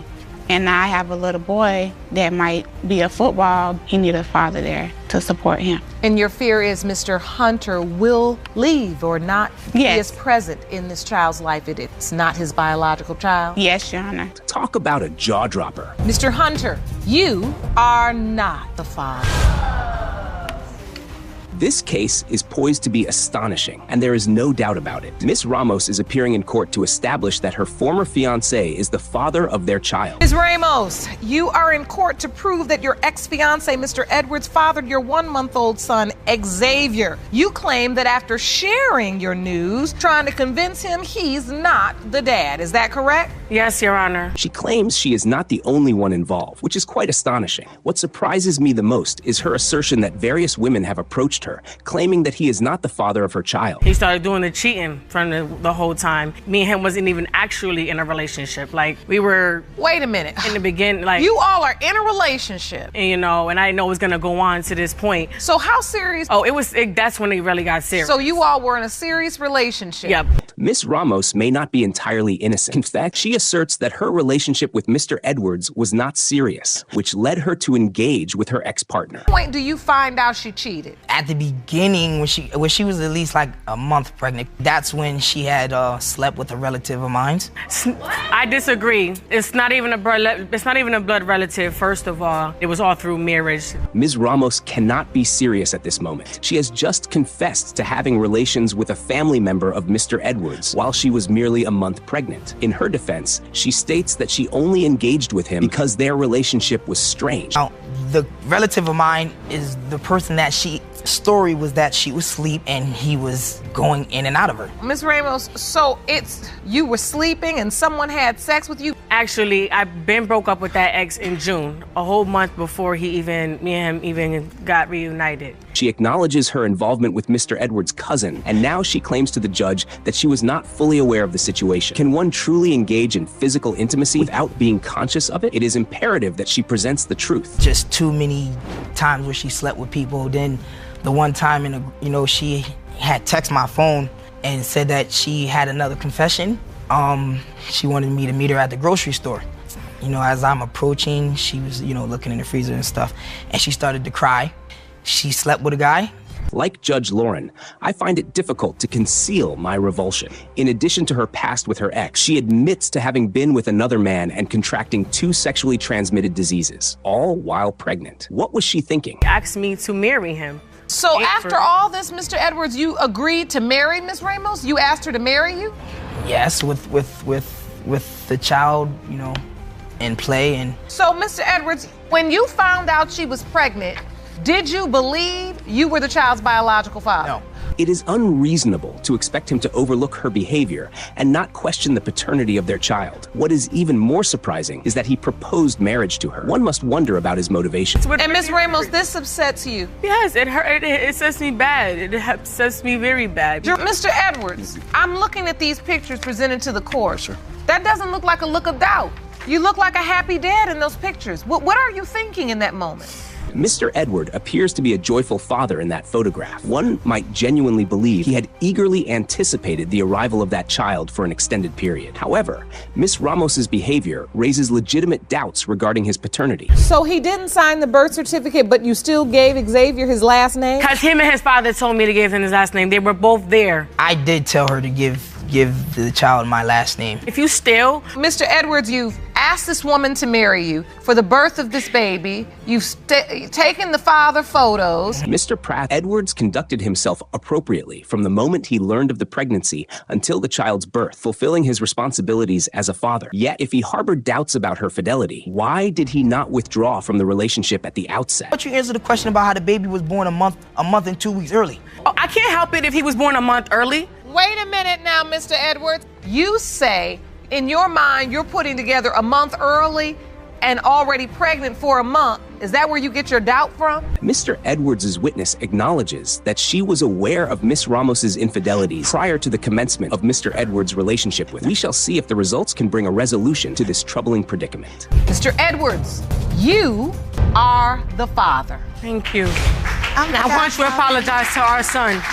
I want you to apologize to him because I told you since day one. This man has a mistress, yet he wants to save his marriage and make things right. Not sure if paternity court is the ideal place for that, but let's see how it all unfolds. After dating his mistress for months, The truth according to you. The truth is, I believe that it's possible that she's thinking about someone else because she and I did meet, that is a fact, and we did talk, and I found her to be very attractive at the time. And I even, did things to convince her that, okay, maybe I will be a guy that she could take a chance with for us. the way this man jumped into Miss Strier's statement was way too suspicious. He didn't even let her finish. Instead, he cut her off and declared to Judge Lake that she's lying. I had went on Facebook and found the relative, then found Mrs. Hartfield's page, then that's when I seen pictures of them. I text her and let her know, like, your husband's been treating on you for 8 months and I'm 5 months pregnant. Oh my God. So that's Is that true, sir? No, it is not. Have I you have been a trying text to be message with right Miss here. Streeter? He texted me last night. I have the proof right here. Well, here's the proof. Whoa! Looks like Mr. Hartfield has been keeping secrets. He's still in her DMs, asking for intimacy. And what's this about stalking his relative?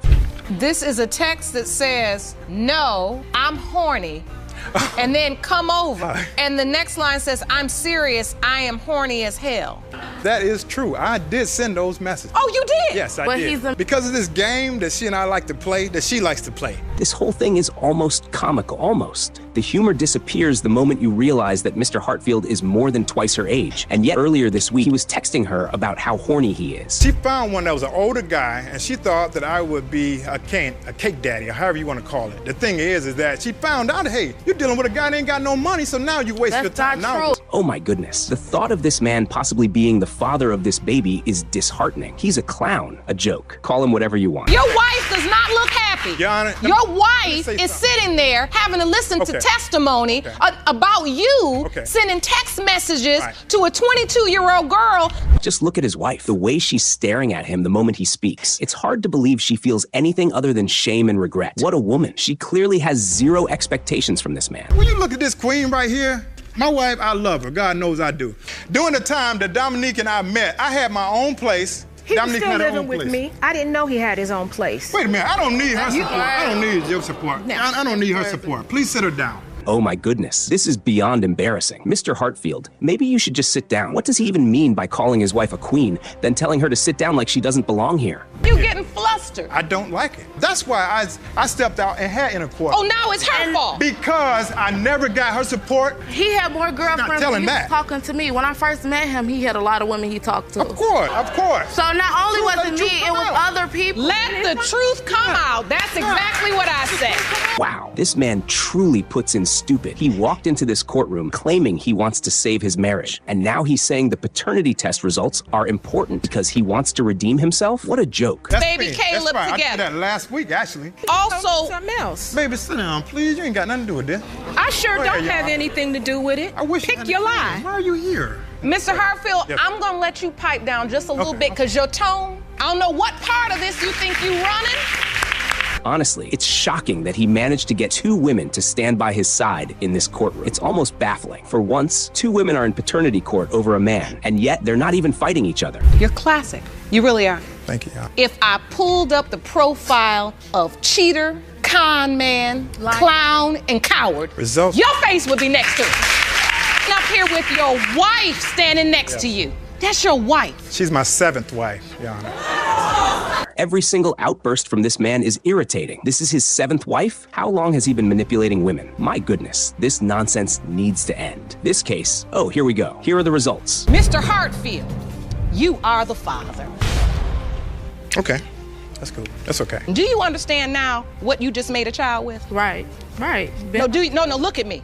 I don't know what he told you up until this point. I will say that con men like him, they can be very charismatic. You two are both very beautiful young women. You don't have to deal with this. This is one messy situation you'll never forget. Trust me. Miss Bargy found herself caught between two men, her husband and her ex-boyfriend. The craziest part, both men believed they were the father of her baby, and she had no idea who the real father was. Ms. Bargy, you admit you cheated on your husband and now you are caught in a paternity triangle, with both men believing They fathered your 2-month-old daughter, McKenna. Yes, ma'am. You are hoping today's DNA results prove that your husband is her father. At least she's not denying that she made a mistake. And the good thing, she genuinely wants to find a way out. Judge Lauren, understanding the weight of the situation, turns to her husband and asks about the bond he's built with the child. Mr. Bargy? Yes. You've fallen in love with McKenna. Yes. Tell me about the relationship you have with her. I could be at work for 10 to 12 hours a day.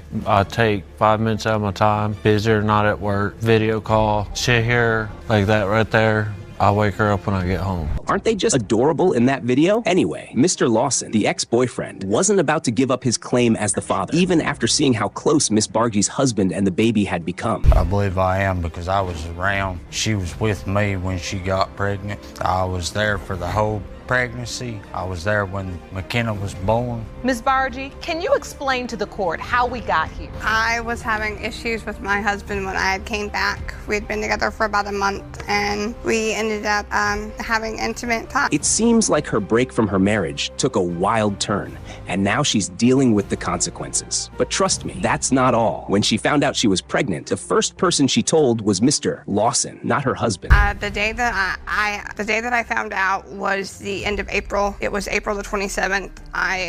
The whole month of April I was getting sick, and I took a pregnancy test, and then it came back that I was pregnant. Even Judge Lauren was disappointed to hear that, but the real disappointment was still coming. Ms. Bargy never told her husband about the pregnancy. She claimed she didn't have the courage to confess. Time when you actually got up the courage to tell your husband that you were pregnant and McKenna could be his child. I did not tell my husband, period. He had a mutual friend that was on my Facebook, and they had actually sent him a picture of me posting an ultrasound, and then he started contacting me, and then finally I had to sit down with him and talk to him and tell him. Wow, so she was sleeping with both Mr. Lawson and her husband at the same time? That explains why they both believed they could be the father. But the truth bombs didn't stop there, because Ms. Bargy then revealed that her husband was also cheating with his ex. One time, and that was due to the fact that he had spoken to one of my friends, and they had talked about actually being together. My friend was one of his exes. His ex actually messaged me and was showing me messages that him and her were sleeping together when me and him. Mr. Lawson? Yes. Oh, I definitely agree with Judge Lauren. This is one huge mess. Unlike Ms. Bargy's husband, Mr. Lawson never got to build a relationship with the child. Right now, I don't have a relationship because when Miss Bargy left, we have talked and tried to set up times for me to see her, but there is a lack of information. You feel like she's being evasive.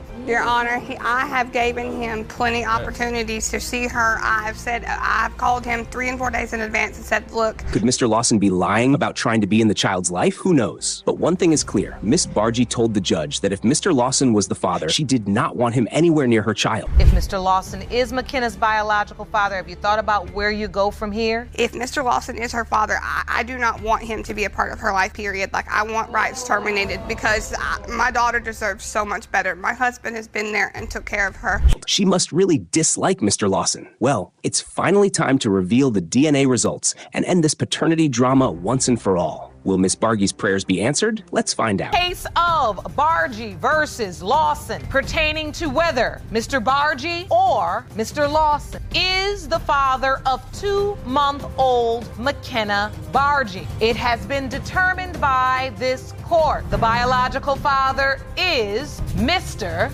Lawson. If you enjoyed the story and want to hear more, don't forget to subscribe to our channel and like this video. Your support means a lot.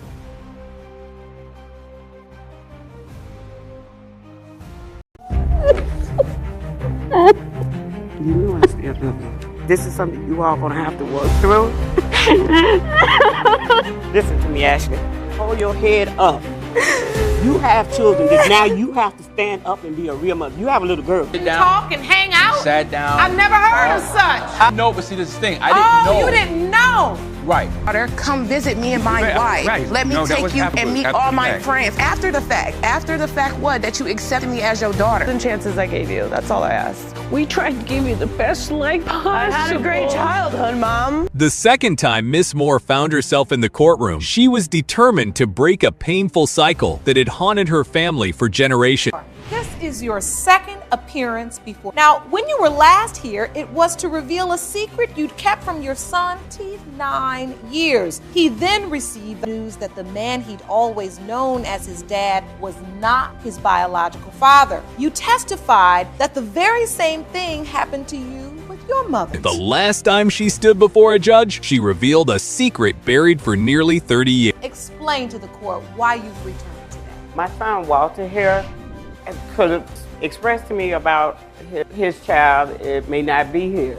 Then Ashley calls me and asks me to try to help her and Kit. So That revelation had shattered the man in question, just as it had broken her when she learned the same truth about her own mother. But today, she wasn't here for herself, she was here for her son, Walter Cooper. Did you begin to have doubts about this beautiful baby being your child? The first time I had an inclination that something was going on. I got sent home early. There was a power outage. They sent us home. And as I'm pulling into the driveway, I see this black car and this guy walks into the building we live in. Didn't think nothing of it. So I go into the house. The same guy that seen him come out the car is now sitting inside the house. Walter had always believed he was the father of his little girl, but doubt crept in again. Ashley, his wife, had betrayed him once before. And though he tried to forgive, the past refused to stay silent. Ms. Cooper, were you cheating with this man? Was it me and Walter were on the airheads that at that time, what I did, all the pain that he had inflicted on me all them years,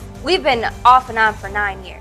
One afternoon, pulling into the driveway, Walter saw a sleek black car parked outside. Moments later, a stranger walked into his home. When he entered, that same man sat comfortably in the living room, as if he belonged. After this incident with the cheating, you say in your mind, okay, we've confronted it, it's out on the table, let's just try to start over. Then she wakes up one day and says what? This is not working anymore. I'm done. I'm out of here. She withdrew the kids from school and she had made a phone call. Is this true, Miss Cooper? Yep, I left. Walter didn't lash out immediately. Instead, he quietly pulled the man aside, clinging to hope that his fears were wrong. But the stranger claimed he thought Walter had left. Ashley had told him Walter was out of the picture. Okay. When I actually had a chance to meet him, we would sit down, talk, we hang out, things of this stuff. You and the guy she cheated with? Me and the guy that she cheated with. We would sit down, talk, and hang out? Sat down. I've never heard of such. I know, but see, this is the thing. I didn't know. Oh, you didn't know. Right. Ashley didn't deny the affair. In fact, she admitted it freely, calling it revenge for years of emotional pain. After their confrontation, she packed her things, withdrew the children from school, and disappeared. My concern is this. When I look at our money, I don't see me. So, Miss Cooper, I see you're very emotional. When I conceived, I was with Walter. We both went to the doctors and asked them for advice on conception day. Later, Ashley insisted the affair had been brief and ended before she discovered her pregnancy. But Walter couldn't believe her. He had shared time with the other man, talked with him, laughed with him, never knowing the truth. His grandmother evidence is white, which the gene passes down to his, I want to say grandfather, then his grandfather passes it down. That's true. So if you get somebody that has white in their genes and then you get me, why can't my daughter be bright skinned? And it is in fact true. Miss Moore, determined to defend her son, presented evidence that Walter's grandmother was white. She was confident a DNA test would prove he was the father. For her, this wasn't about discovering the truth, it was about silencing doubt. All right, everything you're saying is true, but Ashley, I love her dearly, and I love her mighty. I want to know from the time she was born that I told Walter he could have a DNA. I want to know too. A piece of paper should not determine that. The courtroom was thick with tension. Everyone wanted to be heard, to be believed. But despite all the accusations, betrayals, and broken hearts, there was only one thing that could reveal the truth: a DNA test. Mr. Cooper, you are not her father. You know I still love you. This is something you all gonna have to work through. Listen to me, Ashley. Hold your head up. You have children that now you have to stand up and be a real mother. You have a little girl. To multiple men? Yes, Your Honor. Mr. Fox stood firm in his doubts. For 20 years, he refused to accept that Miss Tinker's daughter, Miss Hood, was his biological child. Mr. Fox, you say you've never been sure that Miss Tinker's daughter, Miss Hood, is having sex with more than one man at the time her daughter was conceived, for you to fully accept her into your life. Yes, Your Honor. Now, Miss Tinker, you state that Mr. Fox has no right to doubt to sleeping with multiple men. Yes, Your Honor. His argument was straightforward. Miss Tinker had been with more than one man at the time of conception. I want to be responsible for my daughter, stand up and take responsibility for her. And it took this long because he went around circles, played games, hung up on me, never gave me any real answer to why he's denying her. For 20 years? Yes, 20 years. I've been working with him. 20 years? I've been trying to get him to understand. That uncertainty made it impossible for him to fully embrace Miss Hood as his own. In Miss Tinker's eyes, there was never any doubt. Were you intimate with any other man during the time of conception? No, not to my knowledge that I can remember. I can remember me being 3 months later. Not that you can remember or not? Your Honor, that was just been 20 years, Your Honor. Your Honor, she had other boyfriends. She was messing around with other people too. She was smashing the homies and everybody else. She had confronted Mr. Fox early in the pregnancy, backed by her mother and grandmother, only to face rejection. That rejection pushed her to find another father figure for her daughter. Why do you have doubts? Once, because she named her after somebody else, you know. That might cause a doubt. Okay, well, I can explain that, Your Honor. And Your Honor, I can explain that. And Your Honor, first, we met at a party, drunk. Both of us was drunk under the influence of alcohol. Yeah. She used to sneak outside. So why she acting like she was my a mama church was girl? trying. Yeah, I was. She snuck out. One key argument against her case was the surname. For 2 decades, Miss Hood carried another man's last name. Mr. Fox saw this, along with Miss Tinker's past, as evidence she couldn't be trusted. Can you really say that you have no idea why this man could doubt that he's a father? He thought he was sterile. Then you name your daughter after the other guy. Yeah, I did. I named my daughter after And the other guy signs the birth certificate. Under the law, he's the father. Exactly. Yeah, but me and that other man took a paternity test. Miss Tinker admitted societal pressure influenced her decisions. When another man, Norman, stepped up, he let him believe the child was his. He signed the birth certificate, but later a DNA test proved otherwise. 3 years old, he's seen who she looked like. He knows she don't. He knows the other man. He knows she don't look nothing like him. I told him at that time, me and him had a paternity test, 3. And at that, he was so busy trying to get back with my homie smashing self that didn't matter to him. The only thing mattered was, I guess, what I had in my pants. The courtroom was tense. Miss Hood sat silently, watching adults argue over her existence. She had spent her life longing for a father who never claimed her, and today she came for closure whatever the outcome. Do you believe Mr. Fox is your father? Yes, I do. You do? Why do you believe that? Because I look like my little brothers. I apologize. I was very selfish and didn't think about the consequence, the child. I just thought about myself. I didn't want to look bad because he told me he couldn't have kids. Miss Hood was caught in the middle of a decades-old battle. She had grown up believing one man was her dad, only to be rejected by both truth and doubt. Her mother, seeing her pain, admitted she had acted selfishly. You don't instantly acknowledge that there's a strong possibility that you could be this young woman's father. Your Honor, she looked like some mother. So you're saying she didn't resemble you, and since it was your understanding that she was also sleeping with other men during that time. Yes. Mr. Fox continued to deny paternity, claiming the timeline didn't add up. He accused Miss Tinker of being with other men, including some of his friends. Though she denied it, his suspicions painted a murky picture. She ain't mine. You know, I'm gonna move on with my life, but she ain't mine, you know. And if she is? She is. I apologize, and I want to be in her life and try to make things better. As the courtroom fell silent, the judge turned to Mr. Fox one last time. Did he understand what was at stake? 20 years of absence, missed memories, and a daughter searching for identity, all hinging on one DNA test. Mr. Fox, you are her father. Like I said a long time ago, and now when you gonna stand up? The courtroom was tense as Miss Ashley stood across from Mr. Bullock, the man she had spent years trying to find. Placed in foster care at the age of 2 and later adopted by a single mother. Ashley, you say that after years of searching, you finally located the man you believe to be your biological father. You say that after finding Mr. Bullock, he embraced you as his daughter before cruelly rejecting you the same way he did when you were a child. You say you have have no doubt he's your biological father and plan to prove it today. Is that correct? Yes, Your Honor. Ashley had a good life, but something always felt missing: the presence of a father. Age 2, I went to foster care, and at age 6, I was adopted by a single woman. She gave me a good life. She gave me a real good life, but we bumped heads a lot because I always knew I was adopted. Despite her hope, Mr. Bullock denied being her biological father. He claimed Child Protective Services had been misinformed, which prevented him from reuniting with her. Ashley couldn't help but wonder if he truly cared. Why was it so easy for her to find him years later? I've tried several attempts, several times. As a matter of fact, that Saturday she was looking away. Ma'am, I was adopted. No, she wasn't adopted right away because I was paying child support. Okay, so she wasn't adopted right away. You know exactly where I was at. I went to get her, and a certain party told Child Protective. Their interactions in court were intense, full of frustration and unanswered questions. Judge Lake reviewed their Facebook messages, including warm greetings and invitations. Ashley recalled how he introduced her to coworkers as his daughter before suddenly cutting all ties. Well, when I found him, which was on Facebook, I wrote him an email on Facebook and told him, you know who I am, please contact me. So you submitted that message that you're speaking about to the court. Things had started out well after she found him online. Mr. Bullock welcomed her with open arms. Their early interactions were everything she had dreamed of: affectionate,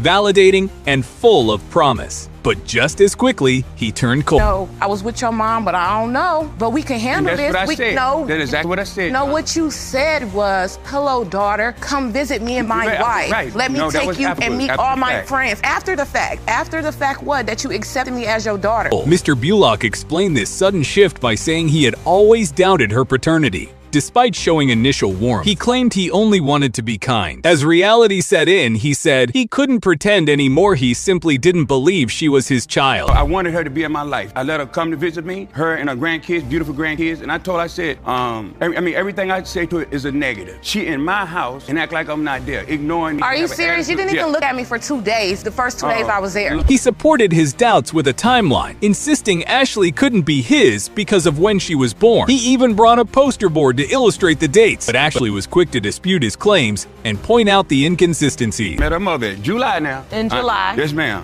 Now I'm gonna count the months. 1, 2, 3, 4, 5, 6, 7, 8, 9. Ebony's supposed to have been born right here, but in April. Yes, ma'am. Ebony was born in November, so I figured she was born in November that early. She should have been an incubator or something. Ashley's pain was visible as she listened. This was the man who once called her daughter, who made her believe she finally belonged. Now he was rejecting her all over again. Her voice trembled, but her determination never wavered. Mr. Bullock, when you're attempting to prove your case, and you are, and I understand the confusion as I look at that timeline, if that's in fact how it happened. But what I don't understand is, it seems as if you don't understand Miss Ashley's argument. It's almost like she's just pulling at straws or she's making this up. Bullock then introduced a new argument, a past injury. He revealed that a military training grenade had damaged one of his testicles, leaving him potentially sterile. But a court medical expert confirmed that men with one testicle could still father children. Medical evidence? Okay, Your Honor, when I was in the military, we was doing training. What we used is practice grenade, and one of them went off, and one of my testicles got destroyed. And the doctor said that it's a chance that you won't be able to bear any kids. Do you have any other children? No, ma'am. Ashley had prepared herself for any result, truth, or heartbreak. The courtroom air was thick with decades of longing, confusion, and hope. As Judge Lake prepared to open the DNA envelope, silence fell. All eyes were fixed on the answer that could change everything. Mr. Bullock, you are not the father. She had called him Dad for years. At just 8 years old, a careless remark shattered her world. Ms. Gutierrez, you are suing your mom for paternity fraud and claim she has named 4 different men to be your father. One of those men, Mr. McKinney, you have never met, and he is here today. Ms. Gutierrez discovered the man she believed was her father wasn't, and worse, no one, not even her mother, knew who truly was. What has it been like living with this notion that you don't know which of 4 people could be your father? It's been emotional, confusing. I'm embarrassed, especially because I'm a mom myself. So it's important for everyone to know whether that person's a part of their life, where they come from. Her mother, Ms. Sullivan, admitted to a tangled past. She recalled a relationship with her ex, a weekend with Mr. MC Kin before he left for war, a brief encounter with Mr. Bryson, and finally Mr. Brown, who raised Ms. Gutierrez for 5 years as his own. 4 possible fathers. You submitted a timeline to the court. I'd like you to explain to the court how we got to this place. I was dating my ex, who I met him at a restaurant that I worked at, and we were dating for a while. And then I found out that Mr. McKinney was going off to war, so I went to visit him where he lived at and spend the weekend with him before he went to war. Then I went back to my ex and was still dating him. Miss Gutierrez had loved Mr. Brown deeply, believing he was her father. When she confronted him after learning the truth, he coldly denied her. His wife didn't want her in their lives, and he made it clear he felt the same. When did you find out Mr. Brown was not your biological father? I was around 8 years old, and that's when the family member had said, I was there, she was watching me, and just blurted out, do I know that he's not my biological father? Miss Sullivan had kept more than just names from her daughter. She never told her about a failed paternity test, or how one man even sent his brother to take a DNA test in his place. Years later, yet another test proved he wasn't the father either. Miss Sullivan, why didn't you tell your daughter about your ex? It was your ex. I didn't tell her about him because he pretty much rejected her, or rejected the whole possibility that he was the father from day one. I had filed for a blood test when she was just a couple months, and he did everything he could to avoid the test. Now sitting in the courtroom was Mr. May Kim, a man who had no idea she existed until recently. At first, he dismissed the claim, but seeing Miss Gutierrez in person, he began to wonder, could she really be his daughter? So when did you find out about Mr. McKinney? A few years back, she had told me another possibility, which was his name. You've never met him? No. Not till today. Not until today? Yes, ma'am. So what was your relationship, Mr. McKinney, like with her mother? Well, I met Larissa about 29 years ago, and I went to a nightclub, and I was out on the floor dancing, and I was getting my groove on, and I felt this little hand wrap around my waist, and I turned around and looked, and there was this beautiful lady. He remembered meeting Miss Sullivan nearly 30 years ago just one weekend. Then he was shipped overseas. He hadn't thought about it since, until this. If he was her father, he wanted to do the right thing, even if it was decades late. Do you believe you could be, or do you believe you are Ms. Gutierrez's biological father? Initially, I thought no, but now I don't know. That's the thing. And I hope today turns out that I am. But Mr. MC Kin wasn't the only possibility. Mr. Bryson, another man from that complicated time, was also present. Miss Gutierrez had been tossed between 4 potential fathers, none offering certainty-only questions and heartbreak. Tell me how you found out about Mr. Bryson. How did he come into the picture? How did... She said, I know who your father is. It's Delane. And I was like, who's Delane? Like, where did he come from? And then I asked my Mr. Brown, Perry, about it. And then he started telling me, you guys have the same hands. Y'all have the same skin problems. Sullivan stood quietly as the judge reviewed the case. A 2-week period in her past had led to decades of confusion. Now, with 2 potential fathers present and 2 more ruled out, the DNA test held the truth Miss Gutierrez had longed for. My love will never change for you, Parrish. I will love you unconditionally till the day that I die. Love, Dad. She had told me when I was younger, when I would ask, he could be your dad, playing with me because, I was pregnant, but who knows if the doctor was right. She had been disappointed too many times, lied to by people who should have protected her. As the judge prepared to read the results, silence filled the room. This was the final piece of the puzzle that could finally show her where she belonged. Kenny, you are not her father. The next result, Mr. Bryson is her father. Susan Booker walked into court burdened with 27 years of unanswered questions about her identity. Her entire life, she'd been told that Steve Booker was her father, even though she looked nothing like her 2 blonde, blue-eyed sisters. Since you were a young girl, your mother had always told you the man sitting next to me, Mr. Booker, was your father. Yes, Your Honor. Then, when you were 13 years old, Mr. Chauncey admitted he could be your biological father. The doubts began at 13, when Susan noticed her strong resemblance to family friend Dennis Chosia, a man her mother claimed she hadn't even met until after Susan's birth. Her sister's cruel teasing only deepened the suspicion that something wasn't right. I started noticing at a very young age. I have 2 older sisters, and they're both very skinny with blonde hair and blue eyes. I look absolutely nothing like them.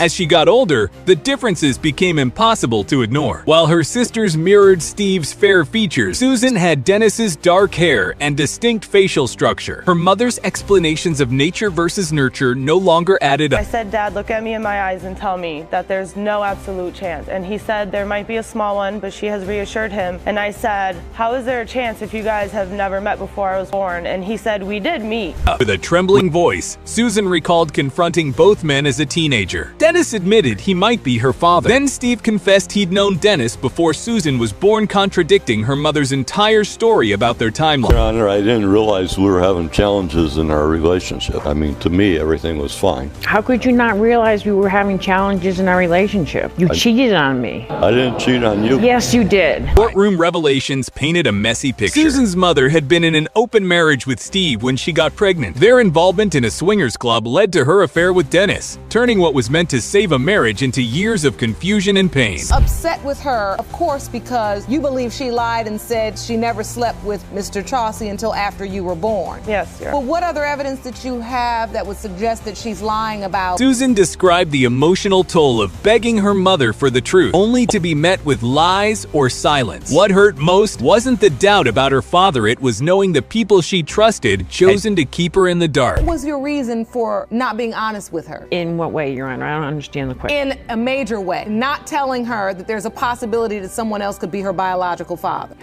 Oh. Her mother, through tears, claimed she had lied out of fear afraid Dennis would leave and that Susan would feel like an outsider. But her stories kept shifting, from never met Dennis to just dinner, and finally to a full admission of their affair. A good life. That's what we were trying to give you, was a good life. So all you had to do was tell the truth on the 1,000 chances I gave you. That's all I asked. We tried to give you the best life possible. I had a great childhood, Mom. Steve's testimony brought raw emotion. Despite everything, he still saw Susan as his daughter. He remembered holding her at birth and loving her like his own. But Susan had made it clear if the DNA test revealed lies, she might walk away forever. I believe my sister's biological father is Steve, my biological father, because they told me for all these years, and I've been the only person to stick up for my mother. And if the results come back that Steve is not her biological father, As the judge prepared to reveal the results, tension gripped the room. Susan's sister Diane, peering via video, was adamant Steve was the father, but DNA doesn't lie. In that moment, the fate of a family hung on one sealed envelope and decades of truth waiting to be confirmed. It has been determined by this court that Ms. Booker's biological father is Mr. Booker.